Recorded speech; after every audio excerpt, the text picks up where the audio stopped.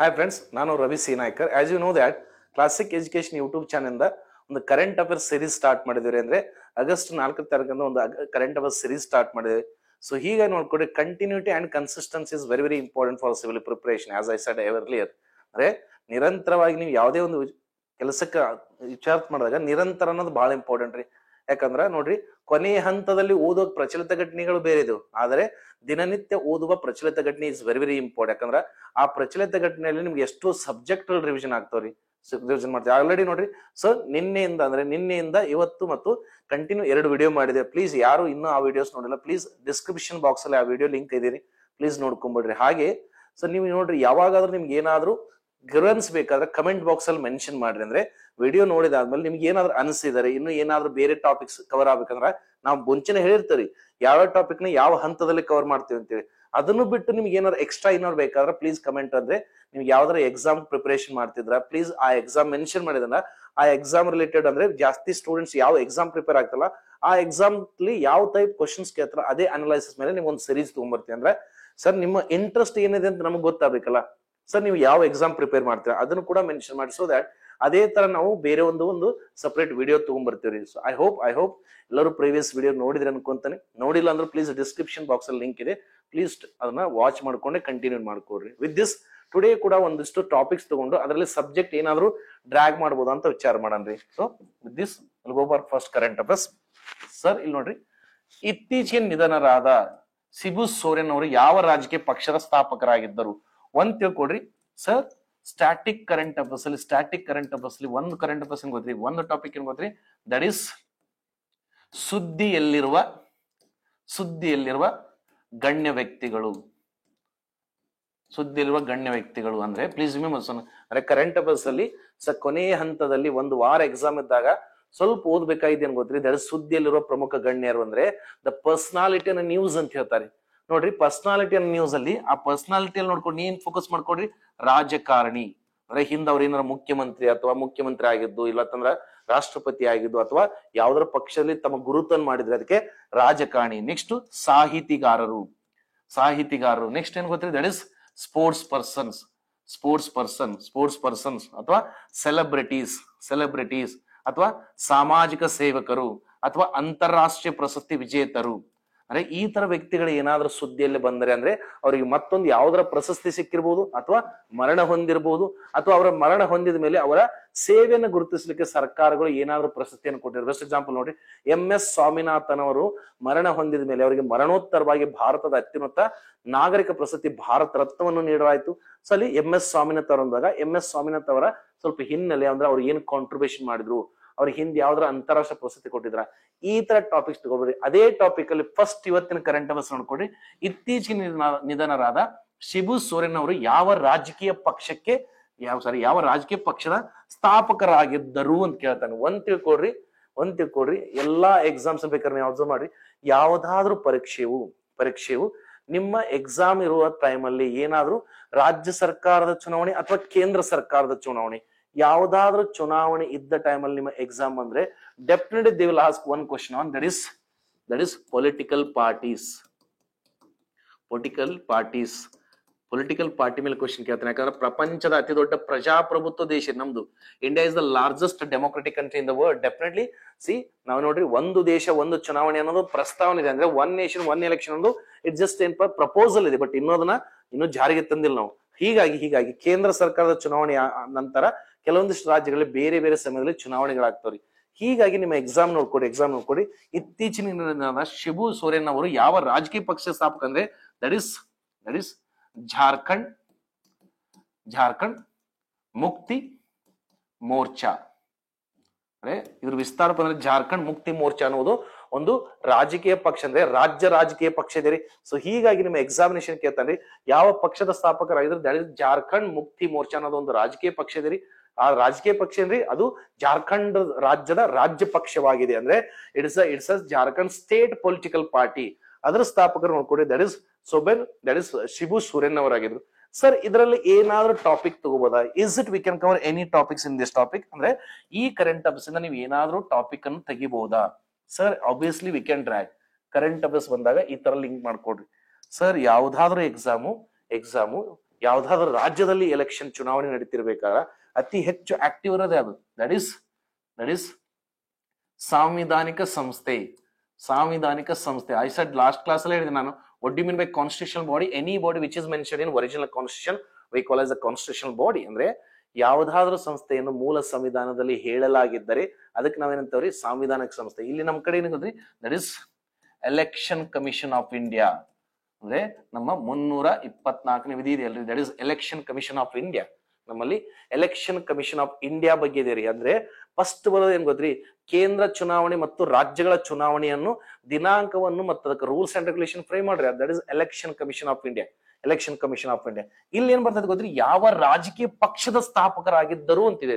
So ಹೀಗ ನಿಮ್ಮ examination ನೋಡ್ಕೊ, ಎಕ್ಸಾಮಿನೇಷನ್ಗೆ ಎಲೆಕ್ಷನ್ ಕಮಿಷನರು ಒಂದು ಪಕ್ಷವನ್ನು ಕೇಂದ್ರ ರಾಜಕೀಯ ಪಕ್ಷ ಮತ್ತು ರಾಜಕೀಯ ಪಕ್ಷ ಅಂದ್ರೆ sir, that is national political party and state political party ಅಂತ ಘೋಷಣೆ ಮಾಡೋರು that is election commission. Please remember some. ಇಲ್ಲಿ ನೋಡ್ಕೊಡ್ರಿ, ಇಲ್ಲಿ ಒಬ್ಬ ರಾಜಕೀಯ ಪಕ್ಷದ ಸ್ಥಾಪಕರು ಮರಣ ಹೊಂದಿದಾರ ಅಥವಾ ನಿಧನ ಹೊಂದಿದಾರೆ ಅಂದ್ರೆ ನಿಮ್ ಎಕ್ಸಾಮ್ ಏನ್ ಕೊಡ್ಬೋದ್ರಿ, ಕೇಂದ್ರ ಅಂದ್ರೆ central, that is national political party ಮತ್ತು ಸ್ಟೇಟ್ ಪೊಲಿಟಿಕಲ್ ಪಾರ್ಟಿ ಎಂದು ಘೋಷಣೆ ಮಾಡಲು ಈ ಕೆಳಗಿನ ಯಾವ ನಿಯಮಗಳನ್ನು ಅವರು ಹೊಂದಿರಬೇಕು ಅಂತ ಕ್ವಶನ್ ಬರ್ಬೋದು. ಅಥವಾ ಒಂದು ಪಕ್ಷವನ್ನು ರಾಷ್ಟ್ರೀಯ ಪಕ್ಷವನ್ನು ಗುರುತಿಸಬೇಕಾದ್ರೆ ಈ ಕೆಳಗಿನ ಯಾವ ರೂಲ್ಸ್ ಅನ್ನು ಫಾಲೋ ಮಾಡ್ಬೇಕು ಅಥವಾ ಯಾವುದನ್ನು ಹೊಂದಿರಬೇಕು ಅಂತ ಕೇಳಬಹುದು. ಅಂದ್ರೆ which of the following criteria has to be fulfilled by any political party to declare as a national political party or state political party. ಅಂದ್ರೆ ಒಂದ್ ನೋಡ್ಕೊಡ್ರಿ, ಇದಕ್ಕೆ ಅರ್ಹತೆ ಕೇಳಬಹುದು. ಅಂದ್ರೆ ಎಲೆಕ್ಷನ್ ಕಮಿಷನ್ ಒಂದು ಡಿಕ್ಲೇರ್ ಮಾಡ್ಬೇಕಂದ್ರ ಅರ್ಹತೆ ಕೇಳಬಹುದು. ನೆಕ್ಸ್ಟ್ ಅರ್ಹತೆ ಆದ್ಮೇಲೆ ಒಂದು ಪಕ್ಷವನ್ನು ರಾಷ್ಟ್ರೀಯ ಪಕ್ಷ ಅಥವಾ ರಾಜ್ಯ ಪಕ್ಷ ಎಂದು ಗುರುತಿಸಿದರೆ ಅವುಗಳ ಉಪಯೋಗಗಳೇನು, ವಾಟ್ ಇಸ್ ದ ಯೂಸ್. ಈಗ ಪಕ್ಷಗಳು ನನಗೆ ಗುರುತು ಕೊಡು ಅಂತಿರ್ತಾರ, ಗುರುತು ಮಾಡಿದ ಮೇಲೆ ಏನೊಂದು ಲಾಭ ಇರ್ಬೇಕಲ್ಲ. ಅಂದ್ರೆ ಫಸ್ಟ್ ನೀವು ನೋಡ್ರಿ, ಅರ್ಹತೆ ಬಗ್ಗೆ ತಿಳ್ಕೊಬೇಕು, ನೆಕ್ಸ್ಟ್ ಉಪಯೋಗ ಬಗ್ಗೆ ತಿಳ್ಕೊಬೇಕು, ನೆಕ್ಸ್ಟ್ ಏನಪ್ಪ ಅಂದ್ರ ಪ್ರೆಸೆಂಟ್ ಏನಾದ್ರೂ ಎಷ್ಟು ಕೇಂದ್ರ ಅಂದ್ರೆ ಎಷ್ಟು ರಾಷ್ಟ್ರೀಯ ಪಕ್ಷಗಳದು ಎಷ್ಟು ರಾಜ್ಯ ಪಕ್ಷಗಳದು ತಿಳ್ಕೊಳ್ಳಿಬೇಕ್ರಿ. ಎಕ್ಸಾಮ್ಸ್ ಅಲ್ಲಿ ನೇರವಾಗಿ ಕೇಳ್ತಾನೆ. ನೆಕ್ಸ್ಟ್ ಏನ್ ಮಾಡ್ಬೇಕ್ರಿ, ಅದು ರಾಜಕೀಯ ಅಂದ್ರೆ ಅದಕ್ಕೆ ರಾಷ್ಟ್ರೀಯ ಪಕ್ಷ ಇದ್ರೆ ಅದರ ಸ್ಥಾಪಕರನ್ನು ಬಾಯ್ ಹೊಡಿಲೇಬೇಕು, ನೀವು ಸ್ಥಾಪಕರನ್ನು ನೋಡ್ಬೇಕು. ನೆಕ್ಸ್ಟ್ ಸ್ಥಾಪಕರ ಮಾಡಿ ಇತ್ತೀಚೆಗೆ ಏನಾದ್ರು ಎಲೆಕ್ಷನ್ ಕಮಿಷನ್ ಯಾವ್ದನ್ನ ಡಿನೋಟಿಫೈ ಅಂದ್ರೆ ಯಾವ್ದಾದ್ರು ರಾಷ್ಟ್ರೀಯ ಪಕ್ಷವನ್ನು ಅದರ ಮಾನ್ಯತೆ ಅದರ ಅರ್ಹತೆಯನ್ನು ಅಂದ್ರೆ ಅದರ ಅರ್ಹತೆಯನ್ನು ಕಳೆದುಕೊಂಡಾಗ ಅದನ್ನು ರಾಷ್ಟ್ರೀಯ ಪಕ್ಷ ಅಲ್ಲವೆಂದು ಡಿಕ್ಲರೇಷನ್ ಮಾಡ್ತಾರೆ. ಅಂದ್ರೆ if any political party was not able to maintain the same criteria by election commission requirement then the election commission can denotify from national party. ಅರ್ಹತೆ ಕಳ್ಕೊಂಡ್ಬಿಟ್ಲೆ ಅದಕ್ಕೆ ಆಗುವ ನಷ್ಟಗಳೇನು, ಈ ತರ ಕ್ರೈಟೀರಿಯಾ. ಫಸ್ಟ್ ಏನ್ ಮಾಡೋಣ, ಅರ್ಹತೆ ಅಂದ್ರೆ ಯಾವುದೇ ಒಂದು ಪಕ್ಷವನ್ನು ಕೇಂದ್ರ ಅಂದ್ರೆ ನ್ಯಾಷನಲ್ ಪಾರ್ಟಿ ಮಾಡ್ಬೇಕಂದ್ರೆ ಸ್ಟೇಟ್ ಪಾರ್ಟಿ ಮಾಡ್ಬೇಕಂದ್ರೆ ಅರ್ಹತೆಗಳೇನ್ರಿ. ಫಸ್ಟ್ ಕಂಡೀಷನ್ ಏನು, ಇವಾಗ ನೋಡಿ ಫಸ್ಟ್ ಕಂಡೀಷನ್ ನೋಡ್ರಿ, ಇವಾಗ 2025ಕ್ಕೆ ಎಲೆಕ್ಷನ್ ನಡೀತಾ ಇದೆ ಅಂತ ತಿಳ್ಕೊಂಡು, just for your understand election ನಡೀತೀವಿ. ನಮ್ಮಲ್ಲಿ ಟೋಟಲ್ ಎಷ್ಟಿದ್ರಿ 543 ಸೀಟ್ ಅದಾವ್ರಿ. ಅಂದ್ರೆ ಲೋಕಸಭೆಯಲ್ಲಿ 543 ರೀ. ಯಾಕೆ 545 ಇತ್ತು, ಬಟ್ ಆದ್ರೆ ಆಂಗ್ಲೋ ಇಂಡಿಯನ್ಸ್ ತೆಗೆದು ಹಾಕಿದೀವಿ ನಾವು. ಅಂದ್ರೆ ಆಂಗ್ಲೋ ಇಂಡಿಯನ್ಸ್ 104ನೇ ಸಂವಿಧಾನ ತಿದ್ದುಪಡಿ ಮುಖಾಂತರ ಆಂಗ್ಲೋ ಇಂಡಿಯನ್ಸ್ ಅನ್ನ ಇಬ್ಬರನ್ನಿದ್ರಲ್ಲ ಅವ್ರನ್ನ ತೆಗೆದು ಹಾಕಿ. ಸೊ ಈಗ ಎಷ್ಟಿದೆ ಟೋಟಲ್ 540 ಬಂದ್ರಿ. ಫಸ್ಟ್ ಕಂಡೀಷನ್ ಹೇಳ್ತಾರ, ಯಾವ್ದಾದ್ರು ಪಕ್ಷವನ್ನು ಕೇಂದ್ರ ಅಂದ್ರೆ ನ್ಯಾಷನಲ್ ಪೊಲಿಟಿಕಲ್ ಪಾರ್ಟಿ ಡಿಕ್ಲೇರ್ ಮಾಡ್ಬೇಕಂದ್ರೆ 543ಗೆ 2025ಕ್ಕೆ ಚುನಾವಣೆ ಆಗ್ತದೆ ಅನ್ಕೋಣ, ಜಸ್ಟ್ ಫಾರ್ ಅಂಡರ್ಸ್ಟ್ಯಾಂಡಿಂಗ್. ಈ ಚುನಾವಣೆಯಲ್ಲಿ ಆ ಒಂದು ಪಕ್ಷವು ಕನಿಷ್ಠ ನೋಡ್ರಿ ಒಟ್ಟು ವ್ಯಾಲಿಡ್ ಅಂದ್ರೆ total valid voter list ready ಮಾಡ್ತಾರಲ್ಲ, ಮೊನ್ನೆ ಒಂದು ಕರೆಂಟ್ ಅಫೇರ್ಸ್ ಕವರ್ ಮಾಡಿದ್ ನೋಡ್ರಿ, ಬಿಹಾರದಲ್ಲಿರುವ ಫೇಕ್ ವೋಟರ್ ಐಡಿನ ತೆಗೆದು ಹಾಕ್ಬೇಕಂತೇಳಿ ಅವರು SIC ಅಂತ ತಗೊಂಡ್ಬಂದಾರಿ. ಸೊ ಹೀಗೆ ನೋಡ್ಕೊಡ್ರಿ, ಈ ವರ್ಷ ಏನಾದ್ರೂ ಎಲೆಕ್ಷನ್ ನಡೀತಾ ಇದ್ರೆ, ಲೋಕಸಭೆ ಎಲೆಕ್ಷನ್ ನಡೀತಾ ಇದ್ರೆ ಒಟ್ಟು ಎಷ್ಟು 543. ಈ ಒಟ್ಟು 543 ಚುನಾವಣೆಯಲ್ಲಿ ಒಟ್ಟು ವೋಟರ್ ಲಿಸ್ಟ್ ಪಬ್ಲಿಷ್ ಮಾಡ್ತಾರ ಅವರು. ಅಂದ್ರೆ ಯಾವ್ದಾದ್ರು ರಾಜಕೀಯ ಪಕ್ಷವನ್ನು ನ್ಯಾಷನಲ್ ಪಾರ್ಟಿ ಅಂತ ಡಿಕ್ಲೇರ್ ಮಾಡ್ಬೇಕಾದ್ರೆ ಒಟ್ಟು ವ್ಯಾಲಿಡ್ ವೋಟ್ಗಳ ಅಂದ್ರೆ ಈ ವರ್ಷ ಚುನಾವಣೆಯಲ್ಲಿ ಒಟ್ಟು ವ್ಯಾಲಿಡ್ ವೋಟ್ಗಳ 6%, 6% ವೋಟ್ಗಳನ್ನು ಕನಿಷ್ಠ 4 ರಾಜ್ಯದಲ್ಲಿ ತೆಗೆದುಕೊಂಡಿರ್ಬೇಕದು. ನೋಡ್ರಿ ಸರ್, ಟೋಟಲ್ 543 ಸೀಟ್ಗೆ ಎಲೆಕ್ಷನ್ ಆಗ್ತದೆ. ಆಯಾ ರಾಜ್ಯದಲ್ಲಿ ಲೋಕಸಭೆ ಸೀಟ್ ಬೇರೆ ಬೇರೆ ಇರ್ತಾವ್ರಿ. ಆದ್ರೆ ಏನ್ ಹೇಳ್ತಾರ ಅವರು, ಈ ವರ್ಷ ಏನಾದ್ರೂ ಲೋಕಸಭೆ ಚುನಾವಣೆ ನಡೀತಾ ಇದ್ದಾರೆ, ಒಂದು ಪಕ್ಷವನ್ನು ರಾಷ್ಟ್ರೀಯ ಪಕ್ಷ ಎಂದು ಘೋಷಣೆ ಮಾಡ್ಬೇಕಾದ್ರೆ ಅದರಲ್ಲಿರುವ ಒಟ್ಟು ವ್ಯಾಲಿಡ್ ವೋಟ್ನ 6% ಓಟ್ ಅಂದ್ರೆ 6% ಓಟನ್ನು ಅಂದ್ರೆ ವ್ಯಾಲಿಡ್ ವೋಟ್ ನ 6% ಓಟವನ್ನು ಕನಿಷ್ಠ 4 ರಾಜ್ಯದಲ್ಲಿ ಗೆದ್ದಿರ್ಬೇಕು. ಪ್ಲಸ್ ಏನ್ ಹೇಳ್ತಾರೆ ಕನಿಷ್ಠ 4 ಆ ಪಕ್ಷದಿಂದ ಎಂ ಪಿ ಆಗಿ ಸೆಲೆಕ್ಟ್ ಆಗಬೇಕು, ಅಂದ್ರೆ ಚುನಾಯಿತರಾಗಬೇಕು. ಪ್ಲೀಸ್ ರಿಮೆಂಬರ್ಸ್ ಅಂದ್ರೆ ಏನ್ ಹೇಳ್ತಾರೆ, ನ್ಯಾಷನಲ್ ಪೊಲಿಟಿಕಲ್ ಪಾರ್ಟಿ ಅನ್ಬೇಕಾದ್ರ ಈ ವರ್ಷ ಏನಾದ್ರು ಚುನಾವಣೆ ನಡೀತಾ ಇದ್ರೆ ಆ ಚುನಾವಣೆಯಲ್ಲಿ ಒಟ್ಟು ವ್ಯಾಲಿಡ್ ವೋಟ್ ನ 6% ಸೀಟ್ ಅನ್ನು 4 ರಾಜ್ಯಗಳಲ್ಲಿ ಗೆಲ್ಲಬೇಕು. ಪ್ಲಸ್ ಅದರ ಜೊತೆ 4 ಜನ ಎಂ ಪಿ ಇರಬೇಕು. ಇದು ಫಸ್ಟ್ ಕಂಡೀಷನ್. ಇದೇ ಟೈಪ್ ಸಿಮಿಲರ್ ಇಲ್ಲಿ ಏನಾದ್ರು ರಾಜ್ಯ ಪಾರ್ಟಿ ಅಂತ ಡಿಕ್ಲೇರ್ ಮಾಡ್ಬೇಕಂದ್ರೆ if any political party declare as a state political party ಮಾಡ್ಬೇಕಂದ್ರೆ ಏನ್ ಕೊಡ್ರಿ, ಹಾಗಾದ್ರೆ ಇವ್ರು ನೋಡಿ ಸೇಮ್ ಪರ್ಸೆಂಟ್ ವ್ಯಾಲಿಡ್ ವೋಟು. ಈಗ 2020 just for your understand 2020 Karnataka ಚುನಾವಣೆ ನಡೀತಾ ಇದೆ ಅಂತ ತಿಳ್ಕೊಡಿ, ಕರ್ನಾಟಕದಲ್ಲಿ. ಸೊ ಇದರಲ್ಲಿರುವ ವ್ಯಾಲಿಡ್ ವೋಟ್ ಲಿಸ್ಟ್ ರೆಡಿ ಮಾಡಿರ್ತಾರೆ, ಇಷ್ಟು ಜನ ವ್ಯಾಲಿಡ್ ಅದರಪ್ಪ, ಇಷ್ಟು ವ್ಯಾಲಿಡ್ ವೋಟ್ ನ 6% ಓಟ್ ಗೆದ್ದಿರ್ಬೇಕು, ಅಂದ್ರೆ 6% ಓಟ್ ಆ ಪಕ್ಷಕ್ಕೆ ಬಿದ್ದಿರ್ಬೇಕು, ಆ ಪಕ್ಷ ಇದಿರ್ಬೇಕು. ಹಾಗೂ ಪ್ಲಸ್ ಏನ್ ಹೇಳ್ತಾರೆ, ಏನ್ ಹೇಳ್ತಾರ ಅವರು, 2 MLA ಸೀಟ್ ಗೆದ್ದಿರ್ಬೇಕು. ಅಂದ್ರೆ ಒಟ್ಟು ಆ ರಾಜಕೀಯ ಪಕ್ಷ ನೋಡ್ಕೊಡ್ರಿ, ರಾಜ್ಯ ರಾಜಕೀಯ ಪಕ್ಷ ಅಂತ ಘೋಷಣೆ ಮಾಡ್ಬೇಕಾದ್ರೆ ಸ್ಟೇಟ್ ಎಲೆಕ್ಷನ್ ಪಾರ್ಟಿ ಅಂದ್ರೆ ಸ್ಟೇಟ್ ಪೊಲಿಟಿಕಲ್ ಪಾರ್ಟಿ ಅಂದ್ರೆ ಒಟ್ಟು ವ್ಯಾಲಿಡ್ ವೋಟ್ ನ 6% ವೋಟ್ ಬಿದ್ದಿರ್ಬೇಕು ಆ ಪಕ್ಷದ ಕ್ಯಾಂಡಿಡೇಟ್ಗೆ. ಎಷ್ಟು ಅವ್ರು ಗೆಲ್ಲಿ ಸೋಲಿ ಸೆಕೆಂಡರಿ. ನೋಡಿ ನಮ್ಮ ಕ್ಷೇತ್ರದಿಂದ ನನ್ನ ಪಕ್ಷದವ ಸೋತಿದ್ದಾನೆ, ಬಟ್ ಸೋತ್ರು ಒಂದಿಷ್ಟು ಪರ್ಸೆಂಟೇಜ್ ವೋಟ್ ಬಿದ್ದಿರ್ತವಲ್ಲ, 100 ಜನ ವೋಟರ್ಸ್ ಅಲ್ಲಿ ನನಗೆ 6% ಸೀಟ್ ಅಂತ ತಿಳ್ಕೊಡ್ರಿ. 100 ಜನ ವೋಟಲ್ಲಿ ಅಟ್ ಲೀಸ್ಟ್ 6 ಜನ ಆದ್ರೂ ವೋಟ್ ಹಾಕಿರ್ಬೇಕಲ್ಲ ನನ್ನ ಪಕ್ಷ, ನಾ ಗೆಲ್ಲಿ ಸೋಲಿಸ್ that is secondary. If I am going to win a election or lose a election that is secondary. ಇಫ್ 100 ಜನ ವ್ಯಾಲಿಡ್ ವೋಟರ್ಸ್ ಇದಾರಪ್ಪ ನನ್ನ ಕಾನ್ಸ್ಟಿಟ್ಯೂನ್ಸಿಯಲ್ಲಿ ಅಂದಾಗ ಕಾನ್ಸ್ಟಿಟ್ಯೂಷನ್ ಅದರಲ್ಲಿ ನೋಡ್ರಿ 6 ಮಂದಿ ಆದ್ರೂ ನನಗೆ ವೋಟ್ ಹಾಕಿರ್ಬೇಕು. ಪ್ಲಸ್ ಏನ್ ಹೇಳ್ತಾರ, ನಮ್ಮ ರಾಜ್ಯದಲ್ಲಿ ಒಟ್ಟು ಎಷ್ಟು MLA ಸೀಟ್ಗಳು ಅದ್ರಾಗ 2 ಆದ್ರೂ ನಾನು ವಿನ್ ಆಗಿರ್ಬೇಕು. ಇದು first criteria. Please remember some first criteria ಏನ್ ಹೇಳ್ತದ್ರಿ, ದಟ್ ಇಸ್ ವ್ಯಾಲಿಡ್ ವೋಟ್ ಬಗ್ಗೆ ಹೇಳ್ತಾರೆ. ಸರ್ ಈ ಕಂಡೀಷನ್ ಫುಲ್ಫಿಲ್ ಆಗಲ್ಲ, sir I was not able to fulfil this condition, ನನ್ನ ರಾಜಕೀಯ ಪಕ್ಷ ಈ ಕಂಡೀಷನ್ ಫುಲ್ಫಿಲ್ ಆಗಲಿಲ್ಲ. ಸೆಕೆಂಡ್ ಕಂಡೀಷನ್ ಬರೀತೀನಿ. ಸೆಕೆಂಡ್ ಕಂಡೀಷನ್ ಹೋಲಿಪ ಇದು ಫುಲ್ಫಿಲ್ ಆಗಿಲ್ಲ ಅಥವಾ ಆಗಿಲ್ಲ ಅಂತ ತಿಳ್ಕೊಳ್ಳಿ. ಈ ವರ್ಷ ಯಾವಾಗ ನಡೀತಾ ಇದೆ ಎಲೆಕ್ಷನ್, 2025. ಎಷ್ಟು ಸೀಟಿಗೆ 545. ಈಗ ನಾ ಏನ್ ಮಾಡ್ತೇನೆ ಗೊತ್ತ್ರಿ, ಟೋಟಲ್ 543ನ 2% ಆದ್ರೂ 2% ಸೀಟ್ಗಳನ್ನ 3 ರಾಜ್ಯಗಳನ್ನು ಒಳಗೊಂಡು ವಿನ್ ಆಗಿರ್ಬೇಕು ನನ್ನ ಪಕ್ಷ. ಅಂದ್ರೆ ನೋಡಿ 543 2% ಅಂದ್ರೆ ಅರೌಂಡ್ 10 ಪಾಯಿಂಟ್ಸ್ ಅಂತ, ಜಸ್ಟ್ ಫಾರ್ ಅಂಡರ್ಸ್ಟ್ಯಾಂಡಿಂಗ್ 11 ಅಂತ ಅಂದ್ರೆ ಟೋಟಲ್ 543 MP ಸೀಟ್ ಒಳಗ ಈ ಕಂಡೀಷನ್ ಫುಲ್ಫಿಲ್ ಆಗಿಲ್ಲ ಅಂತ ತಿಳ್ಕೊ. ಇದಾಗಿಲ್ಲ, ಆದ್ರೆ ಸೆಕೆಂಡ್ ಕಂಡೀಷನ್ ಹತ್ರ ಅದು ಆಗಿಲ್ಲ ಅಂದ್ರೆ ಪರವಾಗಿಲ್ಲ. ಇದ ನೋಡಿ 543ರ 2% ಅಂದ್ರೆ 2% ಲೋಕಸಭೆ ಸೀಟನ್ನು 3 ರಾಜ್ಯಗಳನ್ನು ಒಳಗೊಂಡು ಗೆದ್ದಿರ್ಬೇಕಂದ್ರೆ ಟೋಟಲಿ 11 ಸೀಟ್ ಆದ್ರೂ ಗೆದ್ದಿರ್ಬೇಕು ನೀವು. 11 ಗೆದ್ದಿರಿ. ಅದಕ್ಕೆ ಯಾವಾಗ ಏನಂತ ನ್ಯಾಷನಲ್ ಪೊಲಿಟಿಕಲ್ ಪಾರ್ಟಿ. ಇಲ್ಲ ರಾಜ್ಯ ಅಂತ ಬಂದಾಗ ಏನ್ರಿ, ರಾಜ್ಯ ಅಂತ ಬಂದಾಗ ಇಲ್ಲಿ 2 ಕಂಡೀಷನ್. ರಾಜ್ಯ ಅಂತ ಬಂದ್ರೆ 2 ಕಂಡೀಷನ್ ಬರ್ತದೆ ಇದರಲ್ಲಿ, ಅಂದ್ರೆ 2 ಕಂಡೀಷನ್. ಟೋಟಲ್ ನೀವೇನ್ರಿ 6% ಓಟು ಲೋಕಸಭೆ ಎಲೆಕ್ಷನ್ ಅಲ್ಲಿ ಗೆದ್ದಿರ್ಬೇಕು. ಆ ವರ್ಷ ಲೋಕಸಭೆಯಲ್ಲಿ ಗೆದ್ದಿರ್ಬೇಕು. ಪ್ಲಸ್ ಏನ್ ಗೊತ್ತಿರಿ, ಪ್ಲಸ್ ಅಟ್ ಲೀಸ್ಟ್ ಒಬ್ಬಾದ್ರೂ MP ಆಗಿರ್ಬೇಕು ನಿಮ್ಮ ಪಕ್ಷದಿಂದ. ನೋಡ್ರಿ ಸ್ವಲ್ಪ ನ್ಯಾಷನಲ್ ಪಾರ್ಟಿ ಬಂದಾಗ ಈ ಕಂಡೀಷನ್ ಅಲ್ಲಿ ನೋಡ್ಕೊ, ಇಲ್ಲಿ 1 ಕಂಡೀಷನ್ 2% ಸೀಟ್ ಗೆದ್ದಿರ್ಬೇಕು, ಅಥವಾ 3 ರಾಜ್ಯಗಳಲ್ಲಿ ಇರ್ಬೇಕು. ಅಂದ್ರೆ 11 ಸೀಟು 3 ರಾಜ್ಯಗಳನ್ನ ಒಳಗೊಂಡು 11 ಸೀಟ್ ಗೆದ್ದಿರ್ಬೇಕಂತ ತಿಳ್ಕೊಡಿ. ಇಲ್ಲಿ ನೋಡ್ಕೊಡಿ ರಾಜ್ಯಗಳಲ್ಲಿ 2 ಟೈಪ್ ಇದೆ. ಇನ್ ಕೇಸ್ ನೋಡ್ಕೊಡಿ ಅದೇನಾದ್ರೂ ಆ ರಾಜಕೀಯ ಪಕ್ಷ ಅಂದ್ರೆ ರಾಜ್ಯದ ರಾಜಕೀಯ ಪಕ್ಷ ಲೋಕಸಭೆ ಚುನಾವಣೆಯಲ್ಲಿ 6% ವೋಟ್ ಗೆದ್ದಿದ್ರೆ ಅವ್ರ ರಾಜ್ಯದಲ್ಲಿ, ಪ್ಲಸ್ ಒಬ್ಬ MP ಗೆದ್ದನ ಅಂತ ತಿಳ್ಕೊ ಲೋಕಸಭೆ, ಅವಾಗ ಏನ್ ಮಾಡ್ತಾರೆ, ರಾಜ್ಯ ಪಕ್ಷ ಅಂತ ಡಿಸೈಡ್ ಮಾಡ್ತಾರ ರಾಜ್ಯ ಪಕ್ಷ. ಇಲ್ಲಪ್ಪ ಅಂದ್ರ ಇದರಲ್ಲೇ ಸೆಕೆಂಡ್ ಕಂಡೀಷನ್ ಏನಂತ ನಾವು ಸೆಕೆಂಡ್ ಕಂಡೀಷನ್ ಏನ್ ಗೊತ್ತ್ರಿ, ಸೆಕೆಂಡ್ ಕಂಡೀಷನ್ ಇಲ್ಲಪ್ಪ ಅಂದ್ರೆ ಏನಪ್ಪ, ಅಟ್ ಲೀಸ್ಟ್ ಆ ರಾಜ್ಯದ ಒಟ್ಟು ಸೀಟ್ಗಳಲ್ಲಿ 3% ಸೀಟ್ ಆದ್ರೆ ಗೆದ್ದಿರ್ಬೇಕು ಅಂದ್ರೆ, ಜಸ್ಟ್ ಫಾರ್ ಯುವರ್ ಅಂಡರ್ಸ್ಟ್ಯಾಂಡಿಂಗ್ ನೋಡ್ಕೊಂಡು, ಜಸ್ಟ್ ಫಾರ್ ಯುವರ್ ಅಂಡರ್ಸ್ಟ್ಯಾಂಡಿಂಗ್. ಇವಾಗ ನಮ್ಮಲ್ಲಿ 10 MLA ಸೀಟ್ಸ್ ಅದ ಅಂತ ತಿಳ್ಕೊಡಿ. MLA ಸೀಟ್ 10ರಾಗ 3% ಅಂದ್ರೆ 100 MLA ಎಲೆಕ್ಷನ್ 100ರಲ್ಲಿ 3% ಅಂದ್ರೆ ಅಟ್ ಲೀಸ್ಟ್ ನನಗೆ ಏನ್ ಗೊತ್ತ್ರಿ, 3 ಸೀಟ್ ಆದ್ರೆ ಗೆದ್ದಿರ್ಬೇಕು. ಅವಾಗಾದ್ರೂ ನನಗೆ ರಾಜ್ಯ ರಾಜಕೀಯ ಪಕ್ಷ ಅಂತ ಡಿಕ್ಲೇರ್ ಮಾಡ್ತಾನೆ. So please remember second condition ರೀ, ಟೋಟಲ್ 543 2% ಸೀಟ್ಸ್ ಆದ್ರೂ ಲೋಕಸಭೆ ಎಲೆಕ್ಷನ್ ಅಲ್ಲಿ 3 ರಾಜ್ಯಗಳನ್ನ ಒಳಗೊಂಡು ಗೆದ್ದಿರ್ಬೇಕಂದ್ರೆ ಟೋಟಲ್ 11 ಸೀಟ್ಸ್ ಅಂತ ಇರ್ತದೆ. ಅದೇ ರಾಜ್ಯ ರಾಜಕೀಯ ಪಕ್ಷ ಅಂದ್ರೆ ನೀವು ಲೋಕಸಭೆ ಎಲೆಕ್ಷನ್ ಇವರು ಕಂಟೆಸ್ಟ್ ಮಾಡ್ರಿ ಅಂತ ಕೊಡಿ, 6% ಲೋಕಸಭೆ ಓಟ್ ತಗೊಂಡಿರ್ಬೇಕು, ಪ್ಲಸ್ ಒಬ್ಬ MP ಗೆದ್ದಿರ್ಬೇಕು. ಅಂದಾಗ ಅದಕ್ಕೆ ರಾಜ್ಯ ರಾಜಕೀಯ ಪಕ್ಷ ಕೇಂದ್ರ ಆಗ್ಬೇಕಂದ್ರೆ ಇಷ್ಟು ಗೆಲ್ಬೇಕ್ರಿ, 11 ಸೀಟ್ ಗೆಲ್ಬೇಕ್ರಿ. ಇಲ್ಲಪ್ಪ ಅಂದ್ರೆ ಇನ್ನೊಂದು ಕಂಡೀಷನ್, ಆ ರಾಜ್ಯದ ಚುನಾವಣೆಯಲ್ಲಿರುವ ಒಟ್ಟು ಸೀಟ್ನ 3% ಸೀಟ್ನ ಗೆದ್ದಾರಂತ. ಈಗ 100 MLA ಸೀಟ್ಸ್ ಅದ ಅಂತ ಅದ್ರಾಗ 3 ಸೀಟ್ ಆದ್ರೆ ಗೆದ್ರ, ಅದನ್ನು ಏನ್ ಮಾಡ್ತಾರೆ ಗೊತ್ತ್ರಿ, ರಾಜ್ಯ ರಾಜಕೀಯ ಪಕ್ಷ ಅಂತ ಹೇಳ್ತಾರೆ. ಅಂದ್ರೆ ಸ್ಟೇಟ್ ಪೊಲಿಟಿಕಲ್ ಪಾರ್ಟಿ ಅಂತ ಹೇಳ್ತಾರೆ. ಇಲ್ಲಪ್ಪ ಥರ್ಡ್ ಕಂಡೀಷನ್ ಹೇಳ್ತಾರೆ.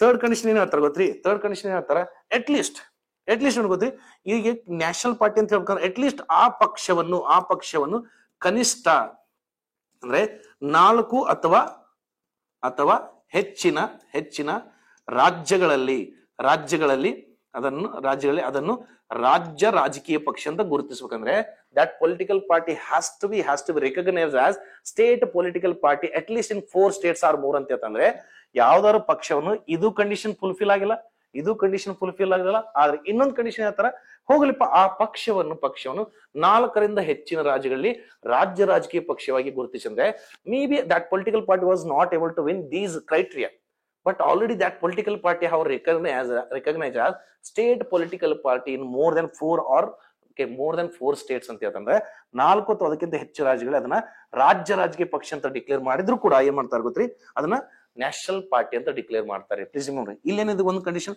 ಇದು ಆಗಿಲ್ಲ ಅಂತ ತಿಳ್ಕೊಡ್ರಿ, ಅವಾಗ ಸ್ಟೇಟ್ ಏನ್ ಮಾಡ್ತಾರೆ ಗೊತ್ತ್ರಿ, ಅಟ್ ಲೀಸ್ಟ್ ಈ ವರ್ಷ ಎಲೆಕ್ಷನ್ ಇತ್ತು ಅಂತ ತಿಳ್ಕೊಡ್ರಿ, ಆ ಎಲೆಕ್ಷನ್ ಅಲ್ಲಿ 100% ಓಟ್ ಇದ್ವು ಅಂದ್ರೆ ಇಟ್ ಈಸ್ ಈ 100% ಒಳಗಾದ್ರು 8% ಸೀಟ್ಸ್ ಅವ್ರಿಗೆ ನೋಡ್ರಿ, ಅವ್ರ ಪಕ್ಷದಲ್ಲಿ ಗೆಲ್ಲಿ ಸೋಲಿ secondary, at least total 100% seat ಒಳಗ 8% ಸೀಟ್ಸ್, ಓಕೆ ಸಾರಿ ಸೀಟ್ಸ್ ಅಲ್ಲ 8% ಆದ್ರೂ ಓಟ್ ಶೇರಿಂಗು, 8% ಆದ್ರೂ ಓಟ್ ಶೇರಿಂಗು ಆ ಪಕ್ಷದ ಅಭ್ಯರ್ಥಿಗಳಲ್ಲಿ ತಗೊಂಡಿದ್ರೆ ಅದನ್ನ ಏನ್ ಮಾಡ್ತಾರೆ ಗೊತ್ತ್ರಿ, ರಾಜ್ಯ ರಾಜಕೀಯ ಪಕ್ಷ. Please remember, so 3 conditions.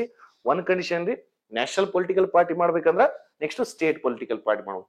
So ಈಗ ನೋಡ್ಕೊಡಿ, ಇಲ್ಲಿ ಮರಣ ಹೊಂದಿದ ವ್ಯಕ್ತಿ ನೋಡ್ಕೊಡಿ, ಇದು ಜಾರ್ಖಂಡ್ನಲ್ಲಿ ರಾಜ್ಯ ರಾಜಕೀಯ ಪಕ್ಷವಾಗಿ ಗುರುತಿಸಿದೆ. ರಾಜ್ಯ ರಾಜಕೀಯ ಪಕ್ಷವೆಂದ್ರೆ it is a state political party in Jharkhand ಅಂತ ಹೇಳ್ತಾರೆ. ಇದು state election political party in Jharkhand ಅಂದ್ರೆ ಇದು ನ್ಯಾಷನಲ್ ಪಾರ್ಟಿ ಅಲ್ಲ, ಇದು ಆ ರಾಜ್ಯದಲ್ಲಿರುವ ಒಂದು ಸ್ಟೇಟ್ ಪೊಲಿಟಿಕಲ್ ಪಾರ್ಟಿ. ಅಂದ್ರೆ ಈ ಪಾರ್ಟಿ ಗುರುತಿಸ್ಬೇಕಂದ್ರೆ ಇದರ ಕಂಡೀಷನ್ ಫುಲ್ಫಿಲ್ ಆಗಿರ್ಬೇಕು, ಇದರ ಕಂಡೀಷನ್ ಇವಾಗ ನೋಡ್ಕೊಡಿ, ದಿಸ್ ಇಸ್ ದ ಎಲಿಜಿಬಿಲಿಟಿ. ಹಾಗಾದ್ರೆ ಯಾರಾದ್ರೂ ಇದನ್ನ ತೆಗೆದು ಹಾಕ್ಬೇಕಂದ್ರೆ ಏನಿದೆ? ಹಾಗಾದ್ರೆ ನೆಕ್ಸ್ಟ್ ಸ್ಟಾಟಿಕ್ ಏನ್ ಕೇಳ್ತಾನೆ, ಪ್ರಸ್ತುತವಾಗಿ, ಪ್ಲೀಸ್ ರಿಮೆಂಬರ್, ಪ್ರಸ್ತುತವಾಗಿ ಭಾರತದಲ್ಲಿ ನೋಡಿ, ಭಾರತದಲ್ಲಿ ನ್ಯಾಷನಲ್ ಪೊಲಿಟಿಕಲ್ ಪಾರ್ಟಿ ಎಷ್ಟದು? 6 ಇದಾವ್ರಿ. ಅದೇ ಸ್ಟೇಟ್ ಪೊಲಿಟಿಕಲ್ ಪಾರ್ಟಿ ಎಷ್ಟದ್ರಿ? 58. ಪ್ಲೀಸ್ ಈ ಡೇಟಾನ ಯು ಹ್ಯಾವ್ ಟು ರಿಮೆಂಬರ್.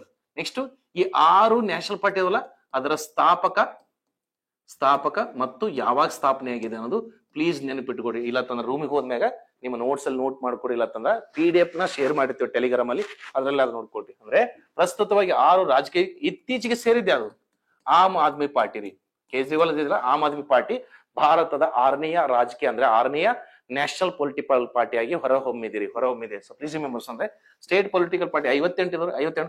ಹಾಗಾದ್ರೆ ಡಿನೋಟಿಫೈ ಅಂದ್ರೆ ಇದನ್ನ ಅರ್ಹತೆ ಕಳ್ಕೋಬೇಕಂದ್ರೆ ಏನ್ ಹೇಳ್ತಾರೆ ಗೊತ್ತ್ರಿ ಸರ್? 2016ರಿಂದ ಒಂದು ಹೊಸ ರೂಲ್ಸ್ ಮಾಡ್ಯಾರ. 2016ರಿಂದ ಒಂದು ಹೊಸ ರೂಲ್ಸ್ ಮಾಡಿದ್ರು. ಏನ್ ಮಾಡಿದ್ರು ಗೊತ್ತ್ರಿ? ಯಾರಾದ್ರೂ 2 ಎಲೆಕ್ಷನ್ ಅಲ್ಲಿ ನೋಡ್ರಿ, 2020 ಎಲೆಕ್ಷನ್ ಆಗಿತ್ರಿ ಅಂದ್ರೆ ಇದಕ್ಕಿಂತ ಮುಂಚೆ ಒಂದು ಪಕ್ಷವನ್ನು national political party or state political party ಅಂತ ಕೊಡ್ತಾರೆ. 2020 ಎಲೆಕ್ಷನ್ ಆಯ್ತು, ನೆಕ್ಸ್ಟ್ 2025 ಎಲೆಕ್ಷನ್ ಆಯ್ತು ಕೊಡಿ. ಅಂದ್ರೆ ಯಾವ್ದಾರ ಪಕ್ಷವು ಮುಂದಿನ 2 ಚುನಾವಣೆಯಲ್ಲಿ ಈ 3 ಕಂಡೀಷನ್ ಫಾಲೋ ಮಾಡಲಿಲ್ಲ ಅಂದ್ರೆ ಅದನ್ನ ಏನ್ ಮಾಡ್ತಾರೆ? ಡಿನೋಟಿಫೈ ಮಾಡ್ತಾರೆ.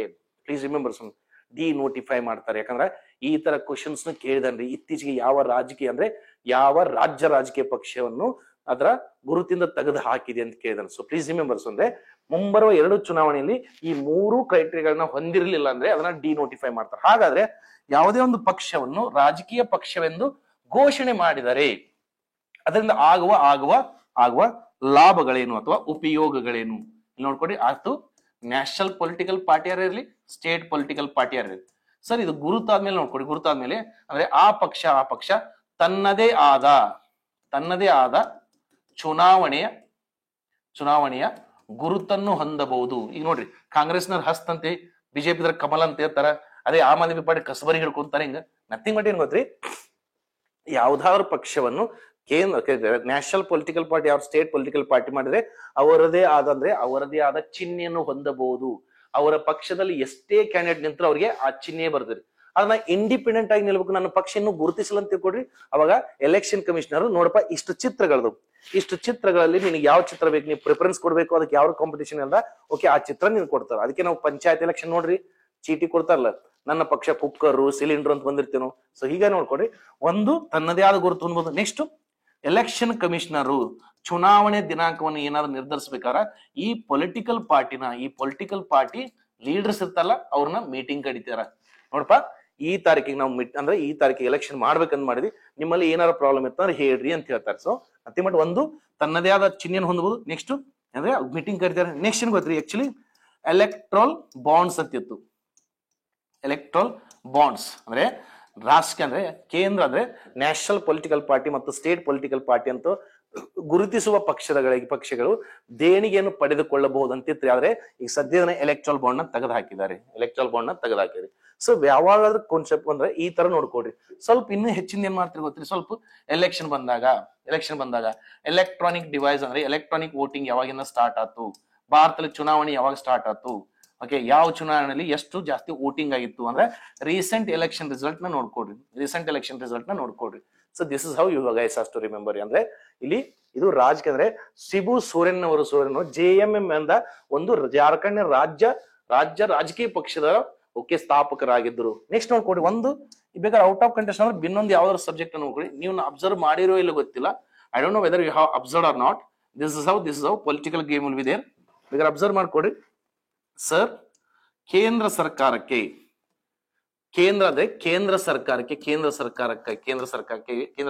ನೋಡ್ರಿ, that is west Bengal, Jharkhand, Chhattisgarh ಮತ್ತು ಒಡಿಸ್ಸಾ. ಈ ಸರ್ಕಾರಗಳ ಚುನಾವಣೆಗಳು ಅತಿ ಮುಖ್ಯವಾಗಿರುತ್ತವೆ.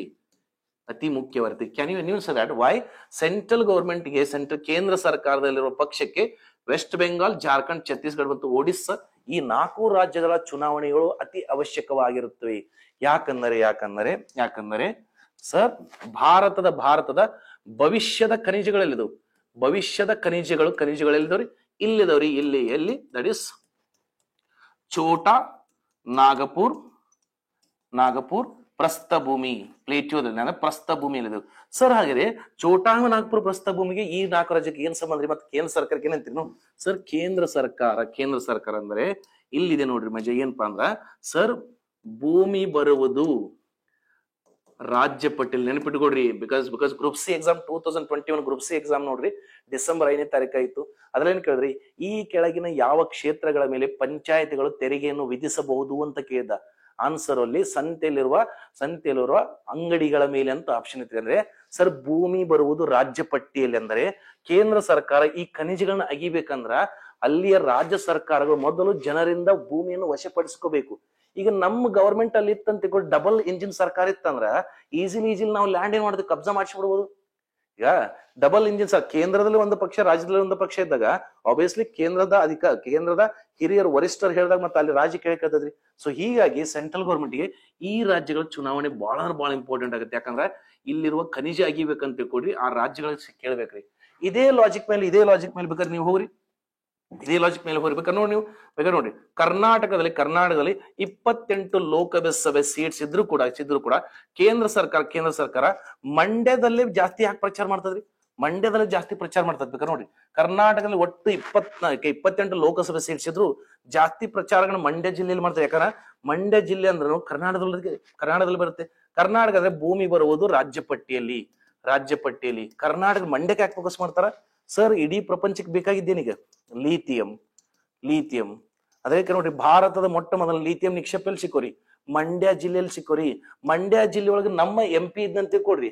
ಅಲ್ಲಿ ಜನರಿಂದ ಏನ್ ಮಾಡ್ತಾನವ, ನಮ್ಮ ಜಿಲ್ಲೆಗೆ ಒಂದು ಕಾರ್ಖಾನೆ ತರುತ್ತೀನಿ, ಇದರಿಂದ ಉದ್ಯೋಗ ಜಾಸ್ತಿ ಆಗ್ತದೆ ಅಂತ ಏನ್ ಮಾಡ್ತಾನ ಅಲ್ಲಿ ರೈತರಿಂದ ಭೂಮಿನ ವಶಪಡಿಸ್ಕೊಂತಾನ. ಈಗ ಲೋಕಲ್ ಲೀಡರ್ ಹೇಳಿದ್ರೆ ಕೇಳ್ತಾರಲ್ಲ ಜನ.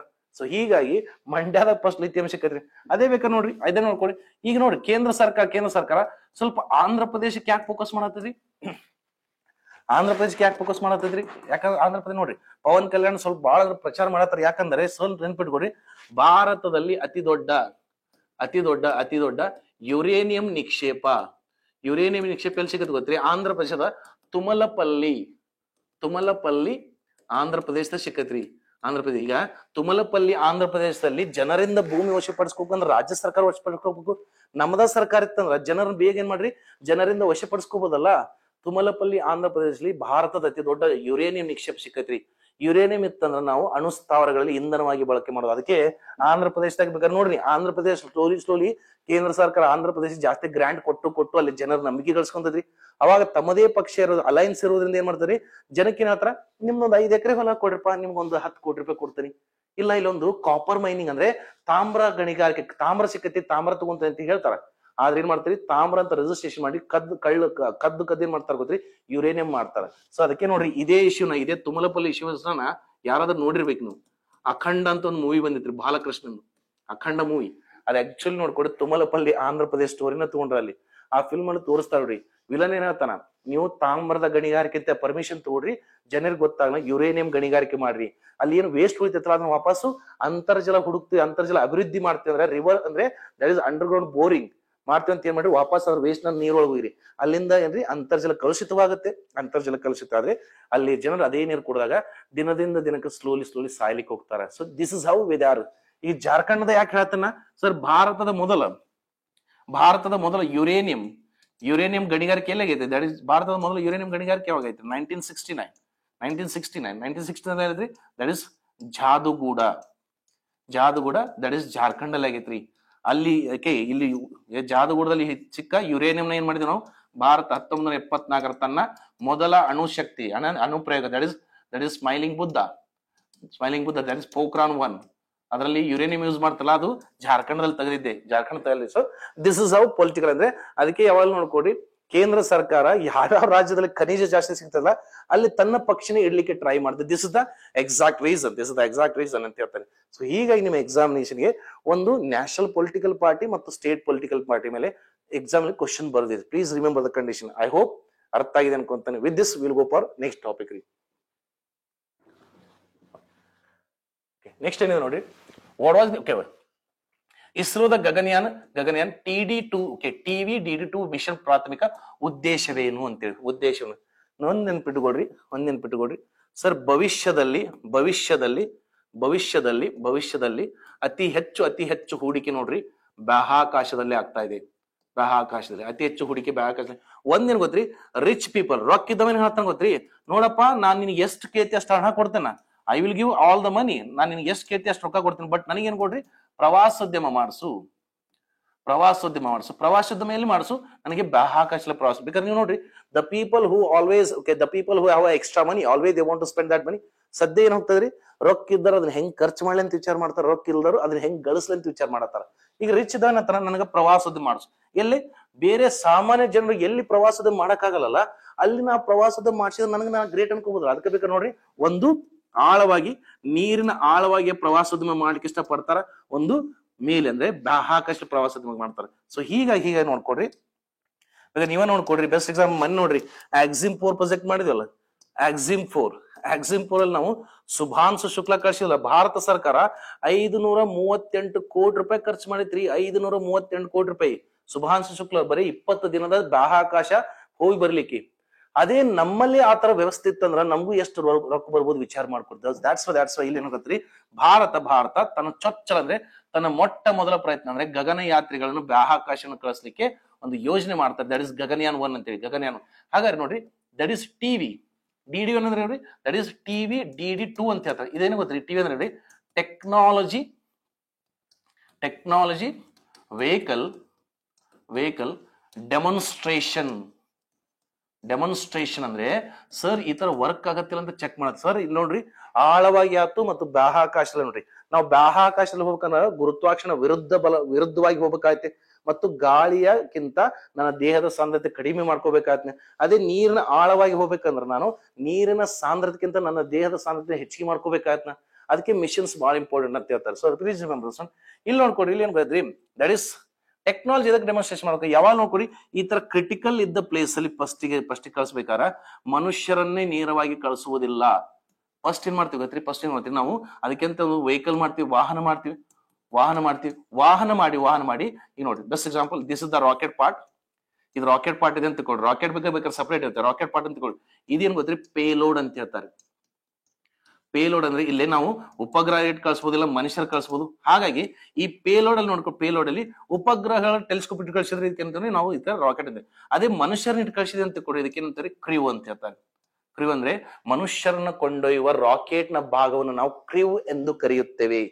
PSI 545 ರೀ ಎಕ್ಸಾಮ್ ಯಾರಾದ್ರೂ ಬರ್ತಿದ್ದಾರೆ ಬಾಹಾದ್ರೆ ನೋಡ್ರಿ, ಸ್ಪೇಸ್ ಎಕ್ಸ್ ಕಂಪನಿಯ ಮನುಷ್ಯರನ್ನು ಬಾಹ್ಯಾಕಾಶ ಕೊಂಡೊಯ್ಯುವ ರಾಕೆಟ್ ನ ಹೆಸರೇನು ಅಂತ ಕೇಳಿದ. ಆಪ್ಷನ್ ವಾಸ್ ಸ್ಟಾರ್ಶಿಪ್ ಅಂತಿದ್ರು, ಸ್ಟಾರ್ಶಿಪ್. ಸೊ ಹೀಗೆ ನೋಡ್ಕೊಡಿ, ನೋಡಿ ಇದಕ್ಕೆ ಕ್ರಿವ್ ಅಂತ ಹೇಳ್ತಾರೆ.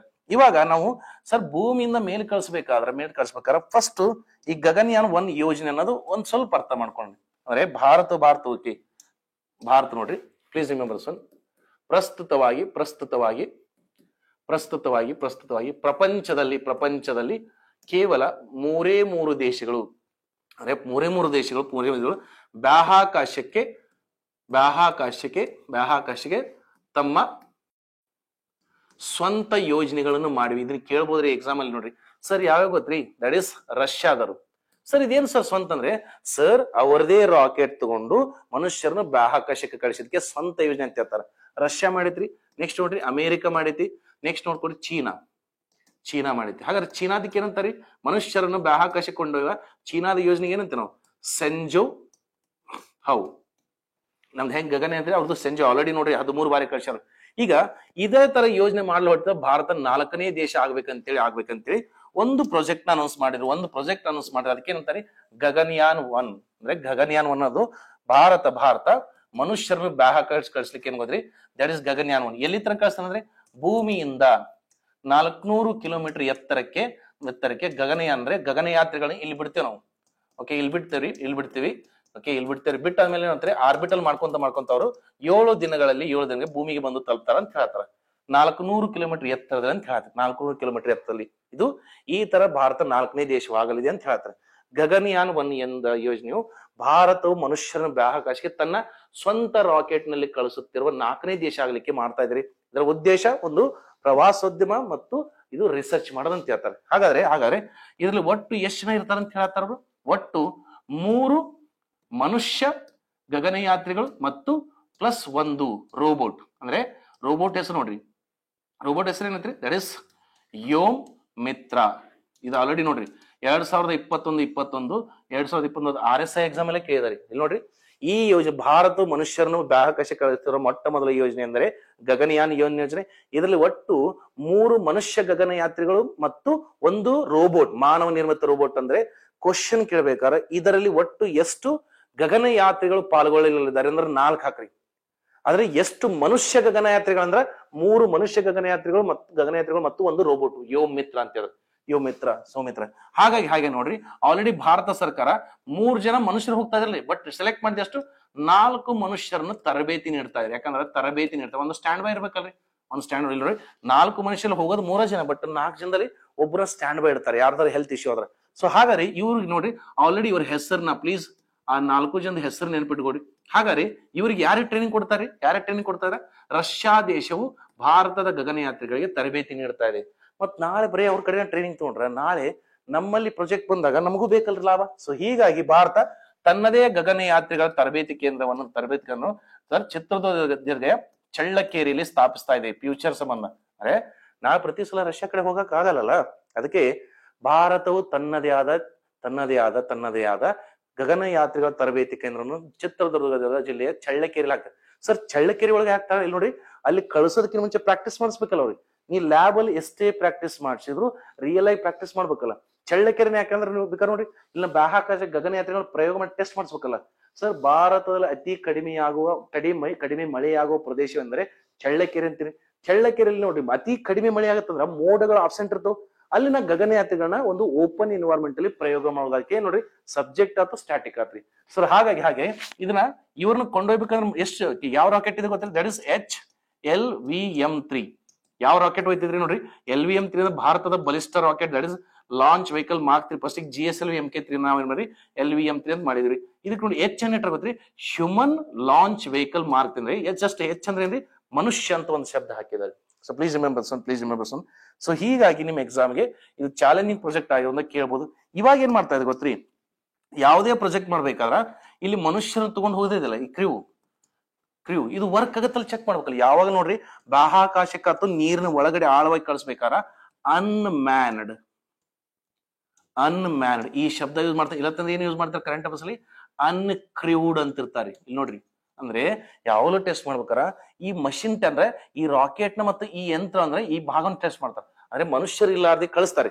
ಕಳಿಸಿ ಅದು ಕರೆಕ್ಟ್ ನೋಡ್ರಿ ಅಲ್ಲಿ ಹೋಗಿ ಎಕ್ಸಾಕ್ಟ್ ಅಂದ್ರೆ ರಾಕೆಟ್ ಭಾಗದಿಂದ ಹೊರಗೆ ಬಂದು ತಿರುಗ್ಕೊಂತ ಆರ್ಬಿಟ್ ಆಗ್ತಾ ಆಗ್ತಾ ಆಗ್ತಾ 7 ದಿನಗಳಲ್ಲಿ ಭೂಮಿಗೆ ಬಂದು ಸೇಫ್ ಆಗಿ ಇಳಿತೈತಿಲ್ಲ ಚೆಕ್ ಮಾಡ್ತಾರ. ಇಲ್ಲಿ ನೋಡ್ರಿ ಮನುಷ್ಯರು ಕಳ್ಸಲ್ಲ. ಫಸ್ಟ್ ಟೈಮ್ ಟೆಸ್ಟ್ ಕರೆಕ್ಟ್ ಆಯ್ತು, ಏನು ಡ್ಯಾಮೇಜ್ ಆಗಿಲ್ಲ, ಸ್ವಲ್ಪ ಮೈನರ್ ಚೇಂಜ್ ಇದು ಅಂದ್ರೆ ಏನ್ ಮಾಡ್ತಾರೆ ಪ್ರಾಬ್ಲಮ್ ಆಗಿದೆ ಅದನ್ನ ಕರೆಕ್ಷನ್ ಮಾಡ್ಕೊಂಡು ಸೆಕೆಂಡ್ ಟೈಮ್ ಬಿಡ್ತಾರೆ ಅನ್ಮ್ಯಾನ್ಡ್. ಅವಾಗ್ಲೂ ಏನು ತೊಂದರೆ ಆಗಿಲ್ಲ. 3ನೇ ಟೈಮಿಗೆ ಮನುಷ್ಯನ ಹಾಕ್ತಾರೆ. ಅದಕ್ಕೆ ಮನುಷ್ಯನ ಹಾಕ್ಬೇಕಾರೆ ಏನಂತಾರೆ ಮ್ಯಾನ್ಡ್ ಮಿಷನ್. ಮನುಷ್ಯನ ಇರ್ಲಾರ್ದಕ್ಕೆ ಏನಂತಾರೆ ಅನ್ಮ್ಯಾನ್ಡ್. ಸೊ ಹೀಗಾಗಿ ಇದು ರಾಕೆಟ್ ಭಾಗದಿಂದ ಸಪರೇಟ್ ಬರ್ಬೇಕಲ್ಲ ಇದು ಮನುಷ್ಯರೇ. ಐ ಥಿಂಕ್ ಸುನಿತಾ ವಿಲಿಯಮ್ಸ್ ಅವ್ರನ್ನ ಕರ್ಕೊಂಡ್ ಬರ್ಬೇಕು ನೋಡ್ರಿ ಅನ್ಕೋತಾನೆ ಸರ್. ಸುನಿತಾ ನೋಡ್ರಿ star that is okay SpaceX company space ಕಂಪ್ನಿಯ ಫಾಲ್ಕನ್ 9 ಡ್ರ್ಯಾಗನ್ ಅನ್ನೋದು ಸುನಿತಾ ವಿಲಿಯಮ್ಸ್ ವಾಪಸ್ ಕರ್ಕೊಂಡ್ ಬರ್ಬೇಕಾರ ನೋಡ್ರಿ ರಾಕೆಟ್ ಹೋಗಿ ಮತ್ತೆ ಒಂದ ಪಾರ್ಟ್ ಬಂದ್ ಬಿತ್ತಲ್ರಿ ನೀರೊಳಗ. ಅದಕ್ಕೆ ನೋಡ್ರಿ ಅದಕ್ಕೆ ಫ್ರೀಡಮ್ ಅಂತ ಹೆಸರಿಟ್ರು. ಅಂದ್ರೆ ಭೂಮಿಗೆ ಸುನಿತಾ ವಿಲಿಯಮ್ಸ್ ಅನ್ನು ಸುರಕ್ಷಿತವಾಗಿ ಕರೆಕೊಂಡು ಬಂದ ಸ್ಪೇಸ್ ಎಕ್ಸ್ ಕಂಪ್ನಿಯ ಕ್ರೂ ಏನ ಹೆಸರು ಫ್ರೀಡಮ್ ಅಂತ ಹೆಸರಿಟ್ರು. ಅದು ಒನ್ಲೈನ್ ಕ್ವಶನ್ ಆಗ್ಬೋದು ನೀವು ಆನ್ಲೈನ್. ಸರ್ ಇದ್ರೆ ಇದು ಕರೆಕ್ಟ್ ಆಗಿ ರಾಕೆಟ್ ಇಂದ ಹೊರಗೆ ಸಪರೇಟ್ ಆಗುತ್ತಾ ಇಲ್ಲ, ಕರೆಕ್ಟ್ ಬಂದ್ ನೀರಿಗೆ ಅಂದ್ರೆ ಬಂದ್ ಭೂಮಿಗೆ ತಲುಪ್ತೈತಲ್ಲ ಅಂತ ಟೆಸ್ಟ್ ಮಾಡ್ಲಿಕ್ಕೆ ಏನಂತ ಟೆಸ್ಟ್ ಮಾಡ್ಲಿಕ್ಕೆ ಒಂದು ಟೆಸ್ಟ್ ಮಾಡ್ತಾರೆ. ಅದಕ್ಕೆ ಗಗನಯಾನ್ ಟಿವಿ ಡಿ2 ಅಂದ್ರೆ ಡೆಮೋನ್ಸ್ ಅಂದ್ರೆ ಫಸ್ಟ್ ಟೈಮ್ ಕಳ್ಸಿದ್ರಿ ಸೇಫ್ ಆಗಿ ಬಂದಿದ್ರಿ. ಬಟ್ ಸೆಕೆಂಡ್ ಟೈಮ್ ಟ್ರೈ ಮಾಡತ್ತೆ ಅಂದ್ರೆ ಥರ್ಡ್ ಟೈಮ್ ಕಳ್ಸ್ಬೇಕಾದ್ರೆ ಮನುಷ್ಯರು ಕಳ್ತಾರೆ. ಅಂದ್ರೆ ಇದಕ್ಕೆ ಸರಿಯಾದ ಉತ್ತರ ನೋಡಿ validation. Okay validation of crew escape system ಅಂತ ಅಂದ್ರೆ sir validation of crew escape system ಅಂದ್ರೆ ಇದೆ. ಓಕೆ ಇದು ಇದು ರಾಕೆಟ್ ಇದೆ ಕೆಳಗಿಂದೆಲ್ಲ ಪ್ರೊಪಲ್ಷನ್ಸ್ ಅಂದ್ರೆ ಇಂಜಿನ್ ಅಂತೀವಿ ಸರ್. ಇಲ್ಲಿ ಮನುಷ್ಯರಿದಾರೆ ಅಂತ ತಿಳ್ಕೊಡಿ, ಇಲ್ಲಿ ಮನುಷ್ಯರಿದಾರೆ ಅಂತ ತಿಳ್ಕೊಡ್ರಿ. ಇದು ಭೂಮಿಯಿಂದ 400 ಕಿಲೋಮೀಟರ್ ಎತ್ತರ ಹೋದಾಗ ಈ ಭಾಗ ಅಂದ್ರೆ ಈ ಭಾಗ ಇದೆಲ್ಲ ಕ್ರೂ ಇದು ರಾಕೆಟ್ ಇಂದ ಸಪರೇಟ್ ಆಗ್ಬೇಕು. ಅಂದ್ರೆ ಈ ತರ ಸಪರೇಟ್ ಆಗಿ ಭೂಮಿನ ರೌಂಡ್ ಹೊಡಿತಾ ಅಂದ್ರೆ ಸೆಂಟರ್ ಬಂದು ಬೀಳ್ಬೇಕಲ್ಲ. ಅದಕ್ಕೆ ಇದಕ್ಕೆ ಏನಂತ ಗೊತ್ತ್ರಿ that is crew escape system. ಅಂದ್ರೆ ಕರೆಕ್ಟ್ ಆಗಿ ಎಸ್ಕೇಪ್ ಆಗುತ್ತಾ ಇಲ್ಲ. ಯಾಕಂದ್ರೆ ಫಸ್ಟ್ ಅನ್ಮ್ಯಾನ್ ಮಾಡಿದಾಗ ಕರೆಕ್ಟ್ ಆಗ್ಲಿಲ್ಲ ಅಂತ ತಿಳ್ಕೊಡ್ರಿ ಮನುಷ್ಯರು ಸಾಯ್ತಾರ. ಅದು ದೊಡ್ಡ ಲಾಸ್ ಮತ್ತು ಮುಂದೆ ಅದು ಯಾರಿಗೂ ನಂಬಿಕೆ ಬರಲ್ಲ. ಅದಕ್ಕೆ ನೋಡ್ರಿ ಅನ್ಮ್ಯಾನ್ ಟ್ರಯಲ್ ಮಾಡ್ತೇವೆ. So please remember. ಇದಾದ್ಮೇಲೆ ನಿಮ್ಮ ಎಕ್ಸಾಮ್ ಗೆ ಮತ್ತೇನು ಕ್ವಶನ್ಸ್ ಕೇಳ್ಬೋದು ಸರ್. ಒಟ್ಟು ನೋಡ್ರಿ ಎಷ್ಟು ದೇಶಗಳು ಅಂತ ಹೇಳಿದ್ರೆ 3 ದೇಶಗಳು ಮಾತ್ರ ತಮ್ಮ ಸ್ವಂತ ರಾಕೆಟ್ ಅಲ್ಲಿ ತಮ್ಮ ಗಗನಯಾತ್ರಿಗಳನ್ನ ಕಳಿಸಿದ್ದಾರೆ. ಮತ್ತೆ ಈಗೇನ್ ಮಾಡ್ತೀವಿ ನಾವು ಜಾಯಿಂಟ್ಲಿ ಮಾಡ್ತಾ ಇದೀವಿ. ಜಾಯಿಂಟ್ಲಿ ಅಂದ್ರೆ ಏನ್ ಗೊತ್ತ್ರಿ ಸರ್ ನೆನಪಿಟ್ಕೊಡ್ರಿ, ಯಾವುದಾದ್ರೂ ದೇಶ ತಮ್ಮ ದೇಶದ ಮೊದಲ ಪ್ರಜೆಯನ್ನು ಏನಾದ್ರೂ ಬಾಹ್ಯಾಕಾಶಕ್ಕೆ ಕಳಿಸಿದ್ರೆ ಕ್ವಶನ್ ಕೇಳ್ತಾನೆ. ಬೆಸ್ಟ್ ಎಕ್ಸಾಂಪಲ್ ಇತ್ತೀಚೆಗೆ ಭಾರತ ಆಕ್ಸಿಮ್ 4 ಎಂಬ ಖಾಸಗಿ ಇಲ್ಲಿ ನೋಡ್ರಿ ಇಲ್ಲೇನ್ ಗೊತ್ತಿ ಇದ್ರಾಗ ನೋಡ್ರಿ ನಾಸಾ ಪ್ಲಸ್ ಇಸ್ರೋ ಪ್ಲಸ್ ಏನ್ರಿ ಸ್ಪೇಸ್ ಎಕ್ಸ್ ಕಂಪ್ನಿ ಅಂದ್ರೆ ನಾಸಾದರು ತಮ್ಮ ಇಬ್ರು ಸೈಂಟಿಸ್ಟ್ ಕೊಟ್ರಿ, ಎಸ್ಟ್ರಾನಾಟ್ ಕೊಟ್ರಿ, ಇಸ್ರೋದ್ರ ಒಬ್ರು ಕೊಟ್ರಿ, ಸ್ಪೇಸ್ ಎಕ್ಸ್ ಕಂಪ್ನಿ ಏನ್ ಮಾಡಿದ್ರಿ ತಮ್ಮ ರಾಕೆಟ್ ಕೊಟ್ರಿ. ತಮ್ಮ ರಾಕೆಟ್ ಇಂದ ಇವ್ರು ನೋಡೋಣ ಆದ್ರೆ ಕಂಪ್ನಿ ಹೆಸರು ಆಕ್ಸಿಮ್ ಅನ್ನೋದು ಕೂಡ ಏನ್ ನೋಡ್ರಿ ಒಂದು ಖಾಸಗಿ ಕಂಪ್ನಿ ಐತಿ. ಇವ್ರು ಏನ್ ಮಾಡ್ರಿ ಗೊತ್ತ್ರಿ ಸ್ವಲ್ಪ ಹಣ ನೋಡ್ರಿ ಬೆಸ್ಟ್ ಎಕ್ಸಾಂಪಲ್ ನೋಡಿ. ಈಗ ನನಗ 100 ಕೋಟಿ ಐತಿ ಅಂತ ಕೊಡ್ರಿ, 100 ಕೋಟಿ ಬಟ್ ನನ್ನ ಕಡೆ ರಾಕೆಟ್ ಇಲ್ಲ. ಬಟ್ ಯಾರ ಕಡೆ ಐತಿ ಎಲಾನ್ ಮಸ್ಕ್ ಕಡೆ ರಾಕೆಟ್. ಇವ್ರು ಏನ್ ಮಾಡಿದ್ರು ನೋಡ್ಪ ಎಲಾನ್ ಮಸ್ಕ್ ನಾನು ನಿನಗೆ 20 ಕೋಟಿ ರೂಪಾಯಿ ಕೊಡ್ತೀನಿ, ನಮ್ಮ ಗಗನಯಾತ್ರಿಗಳನ್ನ ಲಾಂಚ್ ಮಾಡ್ಕೊಡ ಅಂತ ಯಾರು ಕರೆದ್ರಿ ಆಕ್ಸಿಮ್ ಕಂಪ್ನಿ ಯಾರು ಸ್ಪೇಸ್ ಎಕ್ಸ್ ಕಂಪ್ನಿ. ಯಾಕಂದ್ರೆ ಸರ್ ಪ್ರಸ್ತುತವಾಗಿ ಖಾಸಗಿ ರಾಕೆಟ್ ಮನುಷ್ಯರನ್ನು ಬಾಹ್ಯಾಕಾಶಕ್ಕೆ ಕೊಂಡೊಯ್ದು ಎರಡೇ ಕಂಪ್ನಿಗಳು. ಒಂದು ಸ್ಪೇಸ್ ಎಕ್ಸ್ ಕಂಪ್ನಿ ಕಡೆ, ಇನ್ನೊಂದು ಬೋಯಿಂಗ್ ಕಂಪ್ನಿ. ಬೋಯಿಂಗ್ ಅನ್ನೋದು ಕೂಡ ಅಮೆರಿಕದ ಕಂಪ್ನಿ ರೀ. ಸೊ ಹೀಗಾಗಿ ನೋಡ್ಕೊಡಿ ಇಲ್ಲಿ ನಾಸಾ ಏನ್ ಮಾಡಿದ್ರು, ನಾಸಾದ್ರು ಈ ಪ್ರಾಜೆಕ್ಟ್ ಅಂದ್ರೆ ಈ ಕಂಪ್ನಿಗೆ ನಮ್ಮೂ ಇಬ್ರು ಏನಪ್ಪಾ ನಮ್ಮೂ 3 ಜನನ ಎಸ್ಟ್ರಾನ್ಸ್ ಕಳಿಸ್ತೀನಿ, ಇಸ್ರೋದಾಗ ನಮ್ದು ಒಬ್ಬನ ಕಳಿಸ್ತೀನಿ ತಗೋಡ್ರಿ ಅಂತೇಳಿ. ಸೊ ಹೀಗಾಗಿ ನೋಡಿ ಆಕ್ಸಿಮ್ ಅನ್ನೋದು ಒಂದು ಖಾಸಗಿ ಕಂಪ್ನಿ ಒಂದು ಓಕೆ ಪ್ರಾಜೆಕ್ಟ್ ಮಾಡ್ತಾರೆ. So please remember. ಹಾಗಾದ್ರೆ ಇದ್ರಲ್ಲಿ ನೋಡ್ಕೊಡ್ರಿ ನಾನ್ ಮಾಡಿದ್ವಿ ಶುಭಾಂಶು ಶುಕ್ಲಾ ಇದೆಯಲ್ಲ ಭಾರತದ ಅಂದ್ರೆ ಭಾರತದ ಮೊದಲ ಪ್ರಜೆ ಖಾಸಗಿ ಪ್ರಾಜೆಕ್ಟ್ ಅಲ್ಲಿ ಭಾಗವಹಿಸಿದ್ದು. ಯಾಕಂದ್ರೆ ರಾಕೇಶ್ ಶರ್ಮಾ ಅವರು ರಷ್ಯಾದ ಸರ್ಕಾರಿ ಯೋಜನೆ ಒಳಗೆ ಹೋಗಿದ್ರು. ಇಲ್ಲಿ ನೋಡ್ರಿ ಭಾರತ ದೇಶದಿಂದ ಖಾಸಗಿ ಯೋಜನೆಯಲ್ಲಿ ಬಾಹ್ಯಾಕಾಶಕ್ಕೆ ಹೋದ ಮೊದಲ ಪ್ರಜೆ ಅಂತ ಬಂದ್ರೆ ರಾಕೇಶ್ ಶರ್ಮಾ ಹಾಕ್ಬೇಡ್ರಿ, ಶುಭಾಂಶು ಶುಕ್ಲಾ ಹಾಕ್ರಿ. ಯಾಕಂದ್ರೆ ರಾಕೇಶ್ ಶರ್ಮಾ ಅವರು ರಷ್ಯಾ ಎಂಬ ಸರ್ಕಾರದ ಯೋಜನೆಯಲ್ಲಿ ಹೋಗಿದ್ರು. ಬಟ್ ಶುಭಾಂಶು ಶುಕ್ಲಾ ನೋಡಿ ಆಕ್ಸಿಮ್ ಅನ್ನೋ ಖಾಸಗಿ ಕಂಪ್ನಿ ಹೋಗಿದ್ರಿ. So please remember Shubhanshu Shukla Bharat second ನೋಡ್ರಿ ಹಂಗೇರಿ ಒಬ್ರು ಇದಾರೆ. ಅಂದ್ರೆ ಇಲ್ಲಿ ಇನ್ನೂ ಅಂದ್ರೆ ಒಟ್ಟು 4 ಜನದಲ್ಲಿ 3 ಗಗನಯಾತ್ರಿಗಳು ಏನಿದ್ರಿ ಆಯಾ ದೇಶದ ಮೊದಲ ಇದ್ರಿ. ಆ ಲಿಸ್ಟ್ ನಿಮಗೆ ಕಮೆಂಟ್ ಬಾಕ್ಸ್ ಅಲ್ಲಿ ಹಾಕಿರ್ತಾರೆ ನೋಡ್ರಿ. ಅಂದ್ರೆ ಹಂಗೇರಿದ ಮೊದಲ ವ್ಯಕ್ತಿ ನಾವೆಲ್ಲರೂ ಶುಭಾಂಶು ಶುಕ್ಲಾ ಬ್ಯಾಟ್ ಹೊಡಿರ್ತೀವಿ, ಉಳ್ಕಿದಿಬ್ರು ಕೇಳ್ತಾರೆ. ಅಂದ್ರೆ ಈ ಪ್ರಾಜೆಕ್ಟ್ ಅಲ್ಲಿ 4 ಗಗನಯಾತ್ರಿಗಳಲ್ಲಿ 3 ಗಗನಯಾತ್ರಿಗಳಿದ್ರಿ ಅವರವರ ದೇಶದ ಮೊದಲ ಇದ್ರಿ. ಆ 3 ನಿಮ್ಗೆ ಕಮೆಂಟ್ ಬಾಕ್ಸ್ ಅಲ್ಲಿ ಹಾಕ್ತಿಲ್ಲ ಪ್ಲೀಸ್ ನೋಡಿ. ಇಲ್ಲ ನಿಮ್ಗೆ ಯಾರಿಗಾರ ಗೊತ್ತಿರ ಯು ಕ್ಯಾನ್ ಕಮೆಂಟ್ ಅಲ್ಲಿ ಹಾಕ್ಬೋದ್ರಿ. So please remember. ಸೊ ಹೀಗಾಗಿ ನೋಡ್ಕೊರಿ ಎಕ್ಸಾಮ್ ಅಲ್ಲಿ ಕೇಳೋ ಚಾನ್ಸ್ ಇದೆ. ಈ ತರ ಪಾಯಿಂಟ್ಸ್ ಬಂದ ನೋಡ್ರಿ. ಇನ್ನು ಸ್ವಲ್ಪ ನೋಡ್ರಿ ಇಲ್ಲಿ ಎಲ್ಲಿ ಹೋಗಿದ್ರು international space station. International space station ಇದ್ರ ಬಗ್ಗೆ ನಮ್ಮ ಸೈನ್ಸ್ ಅಂಡ್ ಟೆಕ್ ಅಲ್ಲಿ ನಾವು ಕವರ್ ಮಾಡ್ಕೊಡ್ತೇವೆ. So please remember this one. As per this question correct answer is C, ಸಿರಿ. Okay, next one. ಇತ್ತೀಚೆಗೆ ಆರ್ಬಿಐ ಪ್ರಕಾರ ಆರ್ಬಿಐ ಪ್ರಾರಂಭಿಸಿದ UDGAM ಪೋರ್ಟಲ್ ಉದ್ದೇಶವೇನು? ಒಂದ್ ನೆನ್ಪಿಟ್ಕೊಡ್ರಿ, ನಿಮ್ಮ ಎಕ್ಸಾಮ್ ಹೋಗೋದಕ್ಕಿಂತ ಮುಂಚೆ ಇದು ಒಂದು ಕೂಡ ಟಾಪಿಕ್ ಅನ್ನು ಕೊಡ್ರಿ. ಸರ್, ನಿಮ್ ಪರೀಕ್ಷೆ ಹೋಗೋದಕ್ಕಿಂತ ಮುಂಚೆ ಕೇಂದ್ರ ಸರ್ಕಾರ ಅಥವಾ ರಾಜ್ಯ ಸರ್ಕಾರ ಯಾವುದಾದ್ರೂ ಪೋರ್ಟಲ್ಸ್ ನ ಅಥವಾ ಮೊಬೈಲ್ ಆಪ್ಸ್ ನ ಉಡಾವಣೆ ಮಾಡಿದ್ರೆ 100% ಒಂದು ಕ್ವಶನ್ ಇದ್ರ ಮೇಲೆ ಇರ್ತೈತಿ. ಯಾಕಂದ್ರೆ 2015ರಿಂದ ಭಾರತ ಸರ್ಕಾರ ಡಿಜಿಟಲ್ ಇಂಡಿಯಾ ಎಂಬ ಕಾರ್ಯಕ್ರಮದಲ್ಲಿ ಎಲ್ಲ ಡಿಜಿಟಲೀಕರಣ ಮಾಡ್ತಾರೆ, ಪೇಪರ್ಲೆಸ್ ಮಾಡ್ತಾರಿಂದ ಸರ್ ಪೋರ್ಟಲ್ ಮತ್ತು ಆಪ್ಸ್ ಕೇಂದ್ರ ಸರ್ಕಾರ ಲಾಂಚ್ ಮಾಡಿ ಇಲ್ಲ ರಾಜ್ಯ ಸರ್ಕಾರ ಲಾಂಚ್ ಮಾಡಿ. ಅಂದ್ರೆ ಈಗ RBI ಅಂದ್ರೆ ಆಬ್ವಿಯಸ್ಲಿ ಕೇಂದ್ರ ಸರ್ಕಾರದ central bank. Sir portals apps launch ಮಾಡಿದ್ರ ಹೆಂಗ್ ನೋಡ್ಬೇಕು? ಆ ಆಪ್ ಹೆಸರು, ಆ ಪೋರ್ಟಲ್ ಅಥವಾ ಆಪ್ ಹೆಸರು ನೋಡ್ಕೋಬೇಕು. ಸೆಕೆಂಡ್ ಕಂಡೀಷನ್ ಏನ್ ನೋಡ್ಕೋರಿ? ಸೆಕೆಂಡ್ ಕಂಡೀಷನ್ ಯಾವ ಸಚಿವಾಲಯ ಲಾಂಚ್ ಮಾಡಿದೆ. ನೆಕ್ಸ್ಟ್ ಉದ್ದೇಶವೇನು ಅಂದ್ರೆ ಯಾರಿಗೆ ಲಾಭ ಆಗುತ್ತಾ, ಇದರಿಂದ ಏನು ಇಂಪ್ರೂವ್ಮೆಂಟ್ ಆಗುತ್ತಾ ನೋಡ್ರಿ. ಯಾವುದೇ ಪೋರ್ಟಲ್ ಅಥವಾ ಆಪ್ ನ ಕೇಂದ್ರ ಅಥವಾ ರಾಜ್ಯ ಸರ್ಕಾರ ಲಾಂಚ್ ಮಾಡಿದಾಗ ಫಸ್ಟ್ ಅದರ ಹೆಸರು, ಯಾವ ಸಚಿವಾಲಯ ಲಾಂಚ್ ಮಾಡ್ತಿ ಮತ್ತು ಅದರ ಉದ್ದೇಶವನ್ನು ಇದನ್ನ ನೀವು ನೋಡ್ಕೊಂಡು ಹೋಗ್ಬೇಕು. ಇಲ್ಲ ಅಂತಂದ್ರೆ ನಿಮ್ದು ಯಾವ್ದಾರ ಎಕ್ಸಾಮ್ ಅಂತ ತಿಳ್ಕೊಡಿ, ಯಾವ್ದಾರ ಎಕ್ಸಾಮ್ ಡೇಟ್ ಅನುಸಾರ ಒಂದು ವಾರಕ್ಕಿಂತ ಮುಂಚೆ ನಾವು ಮಾಡ್ತೀವಿ ಇತ್ತೀಚೆಗೆ ಕೇಂದ್ರ ಸರ್ಕಾರ ಚಾಲನೆಗೊಳಿಸಿದ ಪ್ರಮುಖ ಆಪ್ಸ್ ಗಳು ಮತ್ತು ಪೋರ್ಟಲ್ಸ್ ಗಳು ಅಂತ ನಾನೇ ವಿಡಿಯೋ ಮಾಡ್ತೀನಿ. ಇಲ್ಲ ರಾಜ್ಯ ಸರ್ಕಾರ ಹೊರಡಿಸಿದ ಆಪ್ಸ್ ಮತ್ತು ಪೋರ್ಟಲ್ಸ್ ಅಂತ ನಾನೇ ಒಂದು ವಿಡಿಯೋ ಮಾಡ್ಕೊಡ್ತೀನಿ. ಬಟ್ ಇಲ್ಲೇನೇ ಹೇಳ್ತಾನೆ ಗೊತ್ತ್ರಿ, ಇತ್ತೀಚೆಗೆ ಪ್ರಾರಂಭಿಸಿದ UDGM ಅಂತ ಹೇಳ್ತಾರೆ. ಹಾಗಾದ್ರೆ ಒಂದೇನ್ ಕೇಳ್ಬೋದು ನಿಮ್ಗೆ ಎಕ್ಸಾಮ್ಗೆ? ಇದರ ವಿಸ್ತಾರಪ ಕೇಳ್ಬೋದು. ಹಾಗಾದ್ರೆ ಇದರ ವಿಸ್ತಾರಪ ಏನ್ ಹೇಳ್ತದ್ರಿ? ವಿಸ್ತಾರಪ ಏನ್ ಹೇಳ್ತದೆ ಗೊತ್ತ್ರಿ? Please remember that is okay. ವಿಸ್ತಾರಪ ಏನ್ ಹೇಳ್ತದ್ರಿ? That is okay, unclaimed deposits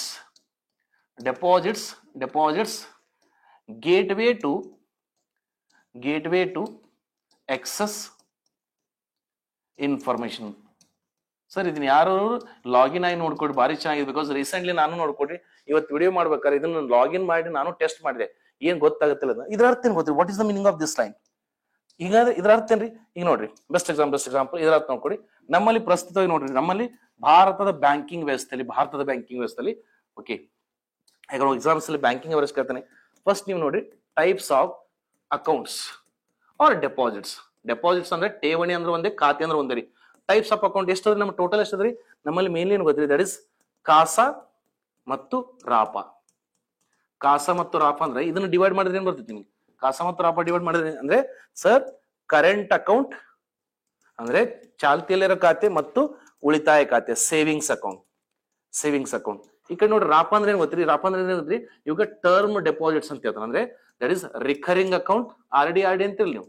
recurring account RD ಅಂತ ನೋಡಿ, recurring account or fixed account. ಅಂದ್ರೆ ಟೋಟಲ್ ಎಷ್ಟದ ನಮ್ಮಲ್ಲಿ 4 ಟೈಪ್ ಅಕೌಂಟ್ಸ್ ಅದಾವ್ರಿ. ಒಂದು current account, savings account, recurring account and fixed account. ಹಾಗಾದ್ರೆ ಇದರಲ್ಲಿ ವ್ಯತ್ಯಾಸ ಏನ್ರಿ? ಸರ್ ಕರೆಂಟ್ ಅಕೌಂಟ್ ಏನ್ ಗೊತ್ತ್ರಿ? ಬಿಸ್ನೆಸ್ ಮಾಡೋರಿಗೆ ಇವ್ ತಗೋರಿ ಅಂತ ಹೇಳ್ತಾರೆ. ಯಾಕಂದ್ರೆ ನಾನು ಡೈಲಿ ಟ್ರಾನ್ಸಾಕ್ಷನ್ ಲಿಮಿಟ್ ಇರಬಾರ್ದು, ವಿಡ್ರಾಲ್ಗೆ ಮತ್ತು ಡೆಪಾಸಿಟ್ ಲಿಮಿಟ್ ಇರಬಹುದು. ಯಾಕಂದ್ರೆ ನಾವು ಹೋಟೆಲ್ ನಡೆಸ್ತಾ ಇದೀನಿ, ಯಾವ್ದೋ ಒಂದು ಬಿಸ್ನೆಸ್ ಮಾಡ್ತೀನಿ ಅಂದ್ರೆ ಕರೆಂಟ್ ಅಕೌಂಟ್ ನೋಡ್ರಿ ಅಂತ. ಸೇವಿಂಗ್ಸ್ ಅಕೌಂಟ್ ಅಂದ್ರೆ ಇದು ನನ್ನ ವೈಯಕ್ತಿಕ ಖಾತೆ, ನನ್ನ ಸೇವಿಂಗ್ಸ್ ಇರ್ತಾರ ಅಂತ ಹೇಳ್ತಾರೆ. ನೆಕ್ಸ್ಟ್ ರಿಕರಿಂಗ್ ಅಕೌಂಟ್ ಅಂದ್ರೆ ಏನ್ ಗೊತ್ತ್ರಿ? ಈಗ ನಾ ತಿಂಗಳ ನೋಡ್ರಿ, ನನಗೆ ತಿಂಗಳ 50,000 ರೂಪಾಯಿ ಸ್ಯಾಲರಿ ಬರ್ತೈತೆ ಅಂದ್ರೆ ತಿಂಗಳ ನಾ 10,000 ರೂಪಾಯಿ ಖರ್ಚ ಮಾಡ್ತಲ್ಲ, ಹಂಗೆ ಉಳಿತಿರ್ಬೇಕಾರ. ಮತ್ತ ಅದು ಸುಮ್ನೆ ಸೇವಿಂಗ್ಸ್ ಅಕೌಂಟ್ ಅಲ್ಲಿ ಇತ್ತಲ್ಲ, ಇಂಟ್ರೆಸ್ಟ್ ರೇಟ್ ಕಡಿಮೆ ಇರ್ತೈತೆ.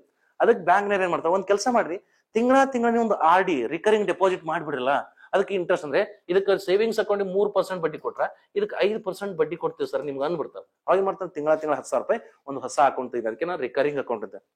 ಫಿಕ್ಸ್ಡ್ ಅಕೌಂಟ್ ಅಂದ್ರೆ ಇದಕ್ಕೇನ್ರಿ? ಫಿಕ್ಸ್ಡ್ ಟರ್ಮ್ ಇರ್ತೈತಿ ನೋಡ್ರಿ.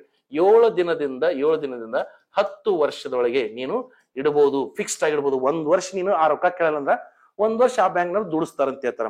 ಸೊ ಹೀಗಾಗಿ ಕೆಲವೊಂದಿಷ್ಟು ಹೆಂಗ್ ಗೊತ್ತೈತ್ರಿ, ಭಾರತದಲ್ಲಿ ನೋಡ್ರಿ ಅನ್ಕ್ಲೇಮ್ಡ್ ಡೆಪಾಸಿಟ್ಸ್ ಅಂತ ಹೇಳ್ತಾರ. ಅಂದ್ರೆ ಯಾವ್ದಾರು ನೋಡಿ, ಬೆಸ್ಟ್ ಎಕ್ಸಾಂಪಲ್, ಟೇಕ್ ಎಕ್ಸಾಂಪಲ್, ನಾನು ನಂದ ಹೆಸರು ಅಂತ ರವಿ ಅಂತ ತಿಳ್ಕೊಂಡು ನಾನು ನನ್ನ ಅಕೌಂಟ್ ಅಲ್ಲಿ 1 ಲಕ್ಷ ರೂಪಾಯಿ ಇಟ್ಟೆ.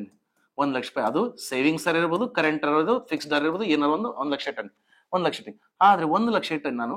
ಆದ್ರೆ 10 ವರ್ಷಗಳಿಂದ ಈ ಖಾತೆಯನ್ನು ಅಂದ್ರೆ ಈ ಅಕೌಂಟ್ ಏನು ಆಕ್ಟಿವಿಟಿ ಅಂದಾಗ ಅದರಿಂದ ಏನು ಡೆಪಾಸಿಟ್ ಮಾಡ್ತಾರೆ, ವಿಡ್ರಾನು ಮಾಡ್ತಾರೆ, ಯೂಸ್ ಮಾಡ್ತಾರೆ ಅಂತ ತಿಳ್ಕೊಳ್ಳಿ.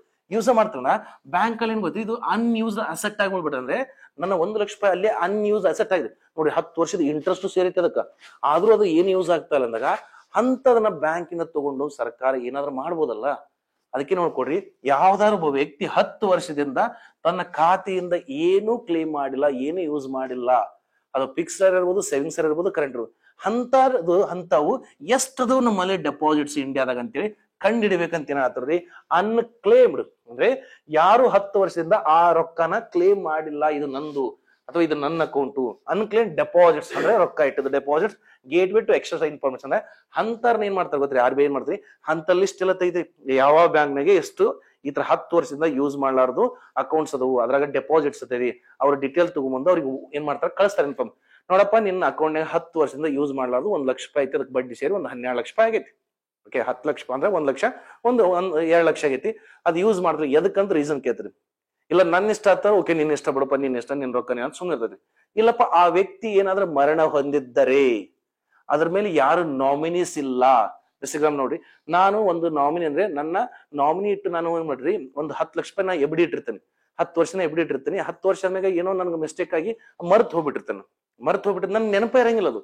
ಅವಾಗ ಏನ್ ಮಾಡ್ತಾನೆ ಗೊತ್ತ್ರಿ, ನನ್ನ ಪ್ಯಾನ್ ಕಾರ್ಡ್ ಅಂದ್ರೆ ಈ ಪೋರ್ಟಲ್ ಅಲ್ಲಿ ನನ್ನ ಹೆಸರು, ಮೊಬೈಲ್ ನಂಬರು, ಪ್ಯಾನ್ ಕಾರ್ಡ್ ಹಾಕಿ ನೋಡ್ರಿ, ಆಪ್ಷನ್ ಕೊಡ್ರಿ, ಪ್ಯಾನ್ ಕಾರ್ಡ್ ಹಾಕು, ಆಧಾರ್ ಕಾರ್ಡ್ ಹಾಕು, ವೋಟರ್ ಐಡಿ, ಡ್ರೈವಿಂಗ್ ಲೈಸೆನ್ಸ್, ಯಾವ್ದಾರ ಒಂದು ಡಾಕ್ಯುಮೆಂಟ್ ಹಾಕಿ ನಿನ್ನ ಅಕೌಂಟ್ ತೆಗಿಬಹುದು. ಅಲ್ಲಿ ನೀನು ಯಾವ ಬ್ಯಾಂಕ್ ಅಕೌಂಟ್ ಅನ್ನು ಕ್ಲಿಕ್ ಮಾಡಿ ಅಲ್ಲಿ ನೀನು ಬ್ರಾಂಚ್ ಹೊಡೆದ ಅಂತ ಕೊಡ್ರಿ. ಈ ಬ್ರಾಂಚ್ ಒಳಗೆ ಎಷ್ಟು ಜನ 10 ವರ್ಷದಿಂದ ತಮ್ಮ ಅಕೌಂಟ್ ನಿಂದ ರೊಕ್ಕ ತಕೊಂಡಿಲ್ಲ, ಅದು ಮುಟ್ಟೇ ಇಲ್ಲ ಅಂದ್ರೆ ಅನ್ಕ್ಲೇಮ್ಡ್ ಗೊತ್ತಾಗತ್ರಿ. ಇದರಿಂದ ಏನ್ ಗೊತ್ತ್ರಿ, ಒಮ್ಮೆ ನಾನು ಮರ್ತಿರ್ಬೋದು, ಯಾವಾಗ ಸಣ್ಣರಿದ್ದಾಗ ನನ್ನ ಹೆಸರು ಇಟ್ಟಿರ್ಬೋದಲ್ಲ ಪೇರೆಂಟ್ಸ್ ಅನ್ನೋದು ಗೊತ್ತಾಯ್ತು. ಅದಕ್ಕೆ ನೋಡಿ ಅನ್ಕ್ಲೇಮ್ ಡೆಪಾಸಿಟ್ಸ್ ಅಂತ ಹೇಳ್ತಾರೆ. ಸೊ ಪ್ಲೀಸ್ ರಿಮೆಂಬರ್ಸ್, ಸ್ವಲ್ಪ ಇದನ್ನ ನೋಡ್ಕೊಡ್ರಿ, ಹಾಗಾಗಿ ನೋಡ್ಕೊಡ್ರಿ ಯಾವ ಅಕೌಂಟ್ಗೆ ಜಾಸ್ತಿ ಬಡ್ಡಿ ಕೊಡ್ತಾರ ಅಂತ ಕೇಳ್ಬೋದು. ಇಲ್ಲಿ ನೋಡ್ರಿ, ಸೇವಿಂಗ್ಸ್ ಅಕೌಂಟ್ಗಿಂತ RD ಅಕೌಂಟ್ಗೆ ಜಾಸ್ತಿ ಕೊಡ್ತಾರ, ಅದೇ RD ಅಕೌಂಟ್ ಇಂದ FD ಅಕೌಂಟ್ ಕೊಡ್ತಾರ. ಆದ್ರೆ ಕರೆಂಟ್ ಅಕೌಂಟ್ಗೆ ಯಾವುದೇ ಬಡ್ಡಿ ಕೊಡಲ್ಲ ಬ್ಯಾಂಕ್ನವರು. ಅತಿ ಹೆಚ್ಚು ಬಡ್ಡಿ ಕೊಡುವ ಠೇವಣಿ ಯಾವ್ದು, ದಟ್ ಇಸ್ ಫಿಕ್ಸ್ ಡೆಪಾಸಿಟ್. ಅದಕ್ಕಿಂತ ಸ್ವಲ್ಪ ಕೆಳಗಂದ್ರೆ RD, ಅದಕ್ಕಿಂತ ಸ್ವಲ್ಪ ಕೆಳಗಂದ್ರೆ ಸೇವಿಂಗ್ಸ್ ಅಂತ ಹೇಳ್ತಾರೆ. ಸೇವಿಂಗ್ಸ್ ಪ್ಲೀಸ್ ರಿಮೆಂಬರ್ಸ್ ಅಂದ್ರೆ ಇದು ಟ್ರ್ಯಾಕಿಂಗ್ ಅನ್ನು. ಸರ್ ಈ ಪೋರ್ಟಲ್ಗೆ ಹೋಗ್ಬೇಕಾದ್ರೆ ನೀವು ರಿಜಿಸ್ಟರ್ ಆಗಿ ನೋಡ್ರಿ, ಚೆನ್ನಾಗಿದೆ. ನಾ ಜಸ್ಟ್ ಮಧ್ಯಾಹ್ನ ಟ್ರೈ ಮಾಡಿದೆ, ಚಲೋ ಇನ್ಫಾರ್ಮೇಶನ್ ಇದೆ. Please remembers. ಹಂಗ ನಾಕೋಡ್ರಿ, ಏನ್ ಬಿಡಿಸ ನನ್ ₹5 ಇದ್ರು ಬಿಡಂಗಿಲ್ಲ, ₹5 ಚಾ ಕುಡ್ದಾದ್ರು ಅದನ್ನ 0 ಬ್ಯಾಲೆನ್ಸ್ ಮಾಡ್ತಾನೆ ಅಂದ್ರೆ ಏನ್ ಮಾಡಕ್ ಬರಲ್ರಿ. Okay, next one. Okay, Chabahar ಬಂದರ ಕುರಿತು ಇತ್ತೀಚೆಗೆ ಭಾರತ ಮತ್ತು ಇರಾನ್ ಒಪ್ಪಂದವು ಎಷ್ಟು ವರ್ಷಗಳವರೆಗೆ ಮಾನ್ಯವಾಗಿದೆ ಅಂತ. So this is very very important topic. ಈ ಟಾಪಿಕ್ ನಿಮ್ಮ ಪರೀಕ್ಷಾ ದೃಷ್ಟಿಯಿಂದ ಅತಿ ಇಂಪಾರ್ಟೆಂಟ್ ಇದೆ ರೀ, ಅತಿ ಇಂಪಾರ್ಟೆಂಟ್. ಯಾಕಂದ್ರೆ ಪ್ಲೀಸ್ ಸ್ವಲ್ಪ ನೋಡ್ರಿ, ಜಾಗ್ರಫಿ ಕ್ಲಿಯರ್ ಫಸ್ಟ್ ಸ್ವಲ್ಪ ಅರ್ಥ ಮಾಡ್ಕೊಡ್ಲಿ. ಓಕೆ, ಈ ತರದಂತ ಸರ್ ಇಲ್ಲಿ ನೋಡ್ರಿ, ನಮಗೆ ಇಲ್ಲೇನ್ ಗೊತ್ತ್ರಿ, ದಟ್ ಇಸ್ ಇರಾನ್. ಅದಿ ಪೆನ್ಷನ್ ಇಲ್ಲೇನ್ರಿ, ಇರಾನ್ ಇದೆ, ಇಲ್ಲಿ ಇರಾಕ್ ಇದೆ, ಇಲ್ಲಿ ಏನ್ ಗೊತ್ತ್ರಿ, ಕತಾರ್ ಇದೆ, ಇಲ್ಲೇನ್ ಗೊತ್ತ್ರಿ, UAE ಇದೆ, ಇಲ್ಲೇನ್ರಿ ಸೌದಿ ಅರೇಬಿಯಾ ಇದೆ, ಮತ್ತು ಇಲ್ಲಿ ಓಮನ್ ಇದೆ. ಓಕೆ, ಓಮನ್ ಇದೆ ಅಂತ ಕೊಡ್ರಿ, ಓಮನ್ ಇದೆ. ಇಲ್ಲಿ ನೋಡ್ಕೊಡಿ, ಇಲ್ಲಿ ನಮ್ಗೆ ಏನ್ ಗೊತ್ತ್ರಿ, that is strait of Hormuz ಎಂಬ ಜಲಸಂಧಿ ಇದೆ. State of Hormuz. ಈ ವಾಟರ್ ಬಾಡಿಗೆ ಏನಂತ ನಾವು, that is gulf of Persian ಅಂತೇನು. ಈ ವಾಟರ್ ಬಾಡಿಗೆ ಅಂದ್ರೆ ಗಲ್ಫ್ ಆಫ್ ಓಮನ್ ಅಂತ ಹೇಳ್ತೇವೆ. ಜಾಗ್ರಫಿಯಲ್ಲಿ ಹೇಳಿರ್ತಾರೆ ನಿಮ್ಗೆ ಗಲ್ಫ್ ಅಂದ್ರೇನು, ಪೆನಿನ್ಸುಲರ್ ಅಂದ್ರೇನು. ಸರ್ ಈ ಭಾಗ ಯಾಕೆ ಇಂಪಾರ್ಟೆಂಟ್? ಸರ್ ಪ್ರಪಂಚ ನೋಡ್ಕೊಡಿ, ಈ ಜಲಸಂಧಿನ ಯಾಕೆ ಇಂಪಾರ್ಟೆಂಟ್ ಗೊತ್ತ್ರಿ, ಪ್ರಪಂಚದ 1/3 ಕಚ್ಚಾ ತೈಲ ಇಲ್ಲಿಂದನ ರಫ್ತಾಗುತ್ತೆ ಅಂದ್ರೆ ವರ್ಡ್ ನೋಡ್ರಿ. ಬೆಸ್ಟ್ ಎಕ್ಸಾಮ್ ನೀವು ನೋಡ್ರಿ, ಇತ್ತೀಚೆಗೆ ನೋಡ್ರಿ, ಬೇಕಾ ನೋಡ್ರಿ. ಸರ್ ಇರಾಕ್ ಭಾರತಕ್ಕೆ, ನಿನ್ನ ಕ್ಲಾಸ್ ನಲ್ಲಿ ಹೇಳಿದಿನ, ಇರಾಕ್ ಭಾರತಕ್ಕೆ 2ನೇ ಅತಿ ದೊಡ್ಡ ಕಚ್ಚಾ ತೈಲವನ್ನು ಒದಗಿಸ್ತತ್ರಿ. 3ನೇದು ಯಾವ್ದಿದೆ, ದಟ್ ಇಸ್ ಮೂರನೇದು ನೋಡ್ಕೊಡ್ರಿ, 3ನೇದು ದಟ್ ಇಸ್ UAE ದೇಶ 3ನೇ ಪ್ಲೇಸ್ ಐತ್ರಿ, ಸೌದಿ ಅರೇಬಿಯಾ 4ನೇ ಪ್ಲೇಸ್ ಐತಿ. ಸರ್ ಅತಿ ಕಡಿಮೆ ವೆಚ್ಚದ ಸಾರಿಗೆ ಅಂದ್ರೆ ಜಲ ಸಾರಿಗೆ. ಸೊ ಹೀಗಾಗಿ ಭಾರತ ಸರ್ ರಷ್ಯಾದಿಂದ ವ್ಯಾಪಾರ ಮಾಡ್ಬೇಕು ಮತ್ತು ಆಫ್ಘಾನಿಸ್ತಾನದಿಂದ ವ್ಯಾಪಾರ ಮಾಡ್ಬೇಕಂದ್ರೆ ಇಲ್ಲಿ ರಷ್ಯಾ ಇದೆ ರೀ, ಇಲ್ಲಿ ಅಫ್ಘಾನಿಸ್ತಾನ. ಸೊ ಹೀಗಾಗಿ ಏನ್ ಕೊಡ್ರಿ, ಭಾರತ ಸರ್ಕಾರ ನಮ್ಗೊಂದು ಜಗ ಬೇಕಲ್ಲ. ಯಾಕಂದ್ರೆ ಇಲ್ಲಿ ಏನ್ ಮಾಡ್ತಾರೆ ಗೊತ್ತ್ರಿ, ಚೀನಾ ಪಾಕಿಸ್ತಾನದೊಂದಿಗೆ ಒಂದು ಗ್ವಾದರ್ ಎಂಬ ಬಂದರ್ ಹಾಕೊಂಡಿದೆ. ಯಾಕಂದ್ರೆ ಅವ್ರು ಏನ್ ಮಾಡ್ಬೇಕು ಗೊತ್ತ್ರಿ, ಚೀನಾದಿಂದ ಇಲ್ಲಿ ವಸ್ತು ತಗೊಂಡ್ ಮಾಡ್ಬೇಕಂತ ಒಂದು ಸಿಪೆಕ್ ಎಂಬ ನೋಡ್ರಿ, ಚೀನಾ ಪಾಕಿಸ್ತಾನ ಎಕನಾಮಿಕ್ ಕಾರಿಡಾರ್ ಅನ್ನ ಒಂದು ರೈಲು ಮತ್ತು ರಸ್ತೆನ ಹಾಕೊಂಡು ಇಲ್ಲಿ ಬಂದರ್ ಹಾಕೊಂಡ. ಇದು ಆಬ್ವಿಯಸ್ಲಿ ನಮಗೆ ಥ್ರೆಟ್ ಆಗತ್ರಿ ಬಾರ್ಡರ್ ಸೆಕ್ಯೂರಿಟಿಗೆ. ಸೊ ಹೀಗಾಗಿ ಭಾರತ ಏನ್ ಮಾಡ್ತಾ ಗೊತ್ತಿ, ಭಾರತ ಇರಾನ್ ದೇಶ ಜಗದಲ್ಲಿ ಚಾಬಹಾರ್ ಬಂದರು ಎಂಬ ಬಂದ್ರು ಹಾಕ್ತಿರ್ಬೇಕಾದ್ರೆ ಇಲ್ಲಿ ಭಾರತ ತಾನು ಕೂಡ ಹೂಡಿಕೆ ಮಾಡಿದೆ. ಹೂಡಿಕೆ ಮಾಡಿ ಏನಂದ್ರೆ ನಾವು ರಷ್ಯಾದಿಂದ ಏನಾರು ತರಿಸ್ಕೋಬೇಕಾದ್ರ, ಅಫ್ಘಾನಿಸ್ತಾನದಿಂದ ಏನಾರು ತರಿಸ್ಕೋಬೇಕಾದ್ರ ಈ ಬಂದರಿಂದ ಅಂದ್ರೆ ರೈಲು ಮತ್ತು ರಸ್ತೆ ಸಾರಿಗೆಯಿಂದ ತಗೊಂಡ್ಬಂದು ಇಲ್ಲಿ ಹಡಗುಗಳಲ್ಲಿ ಹಾಕಿ ನಾವು ಈ ತರ ಮುಂಬೈಗರ ಇರ್ಲಿ, ಓಕೆ, ದಟ್ ಇಸ್ ಕಾಂಡ್ಲಾ ಬಂದ್ರಿಗಾಗಲಿ, ಇಲ್ಲ ಮಂಗಳೂರು ಆಗಲಿ, ಗೋವಾ ಆಗಲಿ, ಈ ತರ ಆಮದು ರಫ್ತು ಮಾಡ್ಕೊಂತೀವಿ ಅಂತ ಹೇಳಿದಾರೆ. ಸೊ ಹೀಗಾಗಿ ಇದು ನಾವು ಆಲ್ರೆಡಿ 2018 ಸ್ಟಾರ್ಟ್ ಆಗೈತಿ. ಒಂದ್ ನೋಡ್ಕೊಡ್ರಿ ಸೆಕ್ಯೂರಿಟಿ ಅಂದ್ರೆ ಚೀನಾದರ ನಾಳೆ ನಮ್ಮಿಂದ ಹಡಗು ಬರ್ತಿರ್ಬೇಕಾರ ಈ ಬಂದರಿಂದ ನಮ್ಮ ಮೇಲೆ ಏನಾದ್ರು ದಾಳಿ ಮಾಡಿದ್ರೆ ಅದನ್ನ ಕೌಂಟರ್ ಮಾಡಕ ನಮ್ದು ಒಂದು ಬಂದರ್ ಇರ್ಬೇಕಲ್ಲ, ಅದಕ್ಕೆ ಇರಾನ್ ಅಂತ ಹೇಳ್ತಾರೆ, ಇರಾನ್ ರೀ. ಸೊ ಹೀಗಾಗಿ ಚಾವಲ್ ಬಂದ್ರು ಇದ್ರದ್ದು ಇನ್ನೂ ಬಾಳ್ ಡೀಟೇಲ್ ಐತ್ರಿ. ಬಾಳ್ ಡೀಟೇಲ್ ಇನ್ನೊಂದು ನೆಕ್ಸ್ಟ್ ವಿಡಿಯೋದಲ್ಲಿ ಭಾರತ ಮತ್ತು ಇರಾನ್ ಸಂಬಂಧ ಅಂತ ಸಪರೇಟ್ ವಿಡಿಯೋ ಮಾಡ್ಬೇಕು. There is very geopolitics. ಅದಕ್ಕೆ ನೋಡ್ಕೊಡ್ರಿ, ಈ ಭಾಗದಲ್ಲಿ ಭಾರತ UAE ಒಳ್ಳೆ ಸಂಬಂಧ ಮಾಡತ್ತೇನೋ, ಕತಾರ್ ಜೊತೆ ಒಳ್ಳೆ ಸಂಬಂಧ, ಇರಾಕ್ ಜೊತೆ ಒಳ್ಳೆ ಸಂಬಂಧ ಐತಿ, ಮತ್ತು ಸೌದಿ ಅರೇಬಿಯಾ ಜೊತೆ ಒಳ್ಳೆ ಸಂಬಂಧ. ಯಾಕಂದ್ರ ಈ ಭಾಗದಿಂದ 1/3 ಕಚ್ಚಾ ತೈಲ ರಫ್ತು ಆಗತ್ರಿ. ಅದಕ್ಕೆ ನಾವು ಅಲ್ಲಿ ಬಹಳ ಕೇರ್ಫುಲ್ ಆಗಿರ್ಬೇಕಂತ ಹೇಳ್ತಾರೆ. ಸೊ ಪ್ಲೀಸ್ ರಿಮೆಂಬರ್, ಈ ಎಷ್ಟು ವರ್ಷಕ್ಕೆ ಎಕ್ಸ್ಟೆಂಡ್ ಮಾಡ್ಯಾರ? ದಟ್ ಇಸ್ 10 ವರ್ಷಕ್ಕೆ ರೀ, 10 years. ಇದೇ ಭಾಗದಲ್ಲಿ ನೋಡ್ಕೊಡಿ, ಇದೇ ಭಾಗ ನೋಡ್ರಿ, ರಷ್ಯಾದಿಂದ ಹೆಂಗ್ ತಗೊಂಡ್ಬರ್ತೀನೋ ಒಂದು ರೋಡ್ ಹೆಸರೇನ್ರಿ? That is international north south transportation corridor. ಮನೆ ಕರೆಂಟ್ ಬಸ್ ಬಂತು. ರಷ್ಯಾವು ಮೊಟ್ಟ ಮೊದಲ ಬಾರಿಗೆ ಈ international north south transportation corridor ಎಂಬ ಯೋಜನೆಯಲ್ಲಿ ಭಾರತಕ್ಕೆ ಕಲ್ಲಿದ್ದಲನ್ನು ರಫ್ತು ಮಾಡ್ತಾರೆ. ರಷ್ಯಾದಿಂದ ಏನ್ ಮಾಡಿದ್ರೆ ಲ್ಯಾಂಡ್ ಮುಖಾಂತರ ಇಲ್ಲಿ ತಗೊಂಡ್ಬರೋದು, ರೈಲು ಮತ್ತು ಬಸ್ ಲಾರಿ ತಗೊಂಡ್ಬರೋದು, ಇಲ್ಲಿ ಒಂದು ಹಡಗಿ ಹಾಕಿ ವಾಪಸ್ ಇಲ್ಲಿ ತಗೊಂಡ್ಬರೋದ್ರಿ. ಸೊ ಪ್ಲೀಸ್ ರಿಮೆಂಬರ್ ಅಂದ್ರೆ ಏನೇನು ಓದ್ಕೋಬೇಕು ನಾವು? ಸಿಪೆಕ್, ಗ್ವಾದರ್ ಬಂದ್ರು, ಚಾಬಾರ್ ಬಂದ್ರು, international north south transportation corridor, CPEC. Okay, ಸ್ವಲ್ಪ ಇಲ್ಲಿ ನೋಡ್ರಿ ಜಲಸಂಧಿಗಳು ನೋಡ್ಬೇಕ್ರಿ, ಇಲ್ಲಿ ಸ್ವಲ್ಪ ಇಂಪಾರ್ಟೆನ್ಸ್ ಇದೆ, ಅದನ್ನ ಬೇಕಾದ್ರೆ ನೆಕ್ಸ್ಟ್ ವಿಡಿಯೋದಲ್ಲಿ ಡಿಸ್ಕಷನ್ ಮಾಡ್ಕೊಡ್ತೀನಿ. Okay, next according to UN report. Okay, ವಿಶ್ವಸಂಸ್ಥೆಯ ವರದಿ ಪ್ರಕಾರ 2050 ಭಾರತವು ಎಷ್ಟು ಹವಾಮಾನ ವಲಸಿಗರನ್ನು ಆಂತರಿಕವಾಗಿ ವೀಕ್ಷಿಸಬಹುದು? ಹಾಗಾದ್ರೆ first try to understand what you mean by climate migrants. ಹಾಗಾದ್ರೆ ಕ್ಲೈಮೇಟ್ ಮೈಗ್ರೆಂಟ್ಸ್ ಅಂದ್ರೆ this is very very important. Sir ಒಂದ್ ತಿಳ್ಕೊಡ್ರಿ, ನಾನು ಭಾರತದ ಪ್ರಜೆ ಇದೇನಿ, ನಾನು ಭಾರತದ ಪ್ರಜೆ, ಅದಕ್ಕೆ ನನಗೆ ಸಂವಿಧಾನ ದಟ್ ಇಸ್ ಭಾಗ 3 ಮತ್ತು ಭಾಗ 4ರಿಂದ ನನ್ನ ಜೀವನವನ್ನು ಕಾಪಾಡುತ್ತಿದೆ. Because I am the citizen of India, that's why government of India is going to protect my life, because the constitution clearly mentioned, that is part 3 of the constitution, they are mentioning of fundamental rights, and part 4 of the constitution they are suggestions to the state government. ಅಂದ್ರೆ ಭಾಗ 3ರಲ್ಲಿ ಮೂಲಭೂತ ಹಕ್ಕುಗಳನ್ನ ಇಟ್ಟು ನನ್ನ ಜೀವನ ಕಾಪಾಡ್ತದೆ, ಭಾಗ 4ರಲ್ಲಿ ರಾಜ್ಯಗಳಿಗೆ ಸಲಹೆ ಕೊಟ್ಟಿದ್ರಿ, ರಾಜ್ಯ ನಿರ್ದೇಶಕ ತಗೊಂತೀವಿ. ಯಾಕಂದ್ರೆ ನಾನು ಭಾರತದ ಪ್ರಜೆ. ಈಗ ನೀವು ವಿಚಾರ ಮಾಡ್ರಿ, ಇದು ಎಂಟೈರ್ ವರ್ಲ್ಡ್ ಇದೆ, ಎಂಟೈರ್ ವರ್ಲ್ಡ್ ಇಲ್ಲಿ ಭಾರತ ಇದೆ ಅಂತ ಕೊಡ್ರಿ.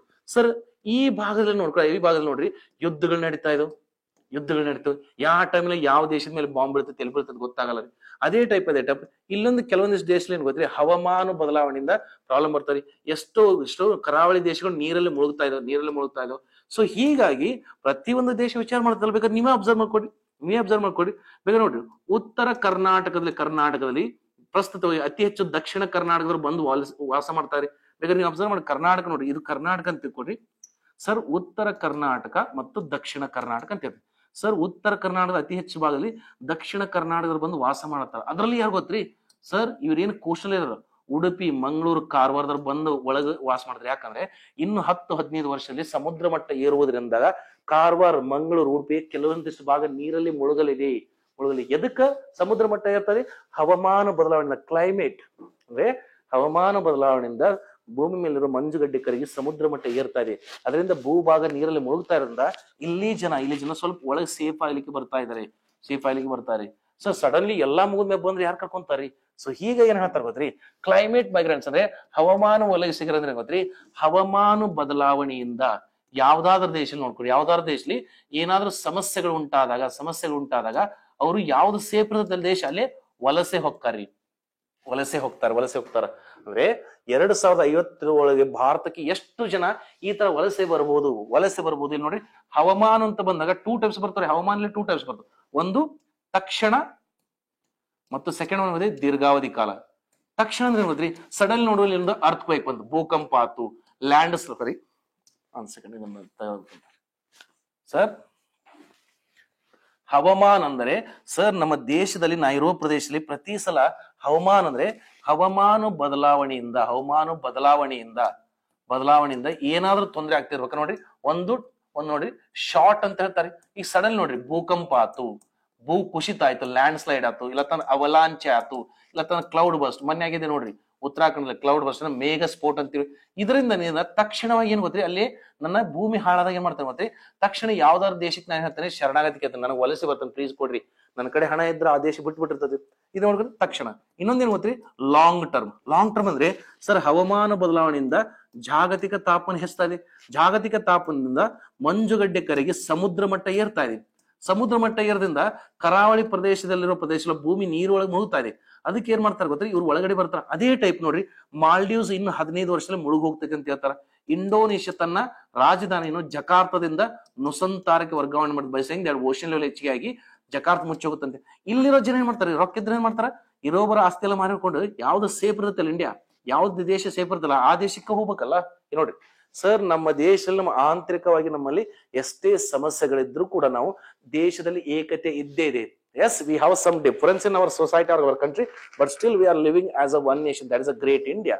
ನಾವು ಭಾರತೀಯರಾಗಿದ್ದೀವಿ. ಸೊ ಹೀಗಾಗಿ ಹಲವು ದೇಶಗಳಿಂದ ಹವಾಮಾನ ಧಕ್ಕೆ ಆಗುವ. ನೋಡ್ರಿ ಈಗ ನೋಡ್ರಿ, ಲಾಂಗ್ ಟರ್ಮ್ ಅಂತಾರ ಸಮುದ್ರ ಮಟ್ಟ ಇರೋದು, ಗೊತ್ತಂದ್ರ ಜಾಗತಿಕ ಸಮಸ್ಯೆ ಉಂಟು. ಹೀಗಾಗಿ ಏನ್ ಮಾಡ್ತಾರೆ, ಎಷ್ಟಂದ್ರೆ ಒಟ್ಟು 45 ಮಿಲಿಯನ್ ಅಂದ್ರೆ ಏನ್ ಗೊತ್ತ್ರಿ, ದಟ್ ಇಸ್ 1 ಮಿಲಿಯನ್ ಅಂದ್ರೆ 1 ಮಿಲಿಯನ್ ಅಂದ್ರೆ 10 ಲಕ್ಷ.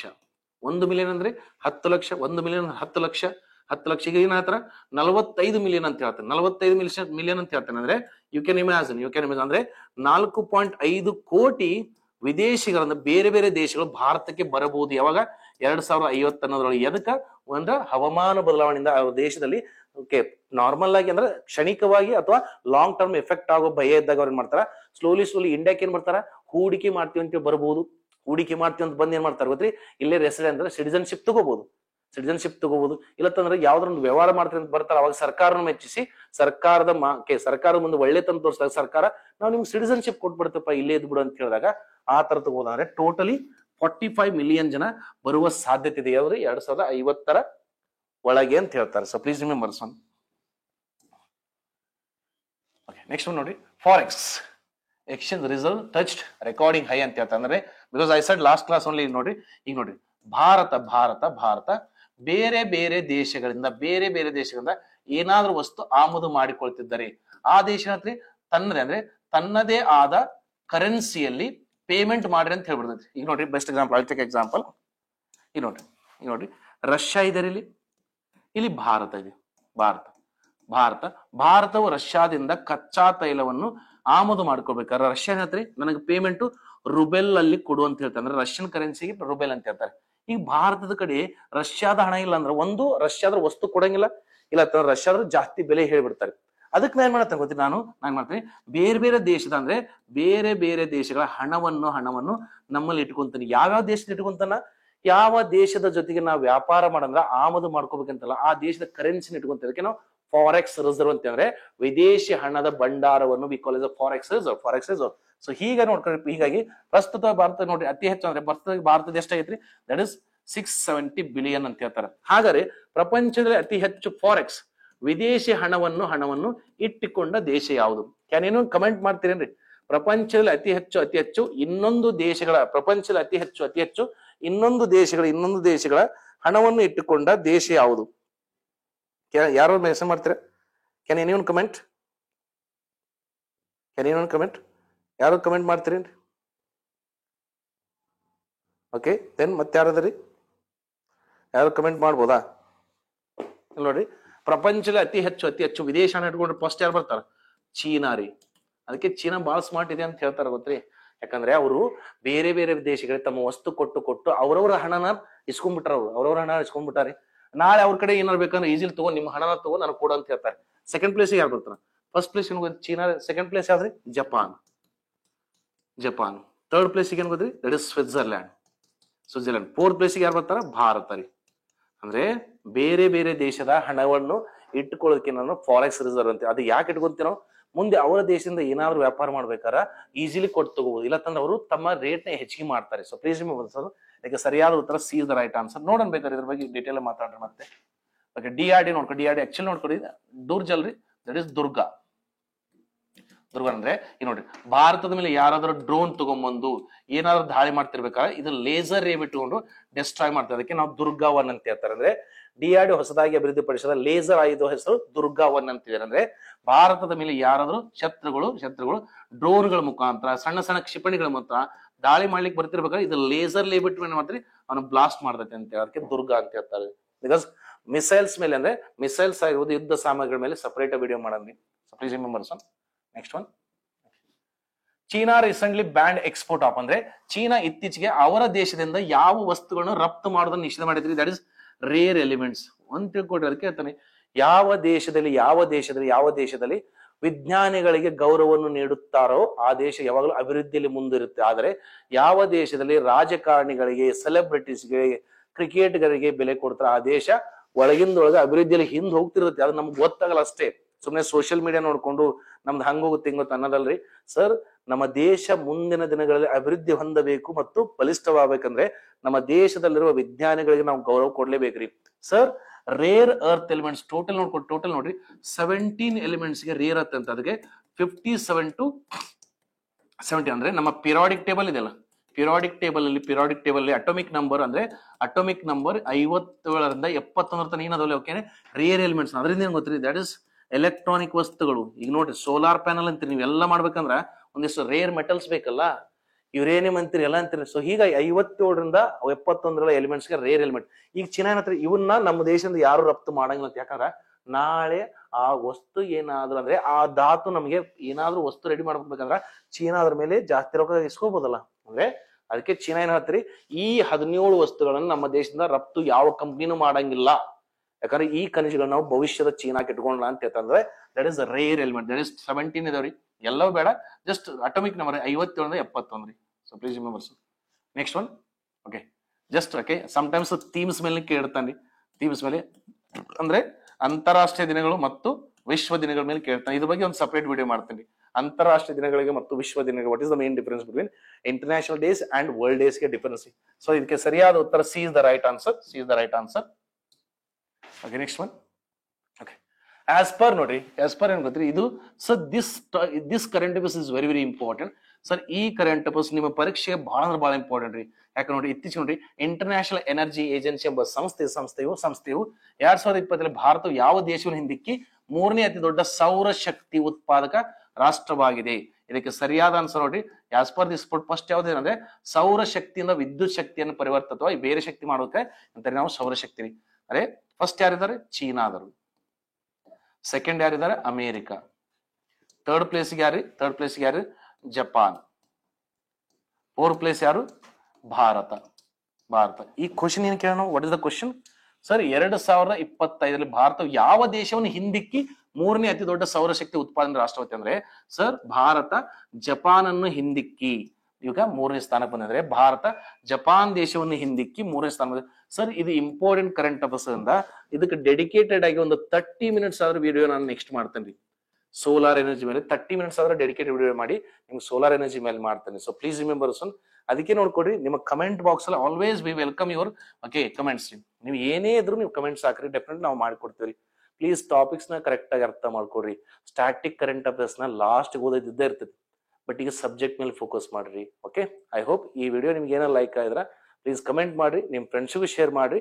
ನಿಮ್ಮ ಒಪಿನಿಯನ್, ನಿಮ್ ಗ್ರೀವೆನ್ಸ್ ಏನಾದ್ರು ಕಮೆಂಟ್ ಬಾಕ್ಸ್ ಅಲ್ಲಿ ಮೆನ್ಷನ್ ಮಾಡ್ರಿ. ನಿಮ್ಗೆ ಯಾವ ಎಕ್ಸಾಮ್ ಓದ್ತಾ ಇದ್ರಿ, ಯಾವ ಟೈಪ್ ಬೇಕು, ನೀವು ಕಮೆಂಟ್ ಬಾಕ್ಸ್ ಅಲ್ಲಿ ಡೆಫಿನೆಟ್ಲಿ ಬೇಸ್ಡ್ ಆನ್ ಕಮೆಂಟ್, ನೀವು ಯಾವ ತರ ಕಮೆಂಟ್ ಬರೋದಿಲ್ಲ ಅದ್ರ ಮೇಲೆ ನಾವು ಸೆಗ್ರಿಗೇಟ್ ಮಾಡ್ಕೊಡ್ತೀವಿ, ಅಂದ್ರೆ ಸಪರೇಟ್ ವಿಡಿಯೋ ಮಾಡ್ತೀವಿ. Okay, thank you guys, have a nice day.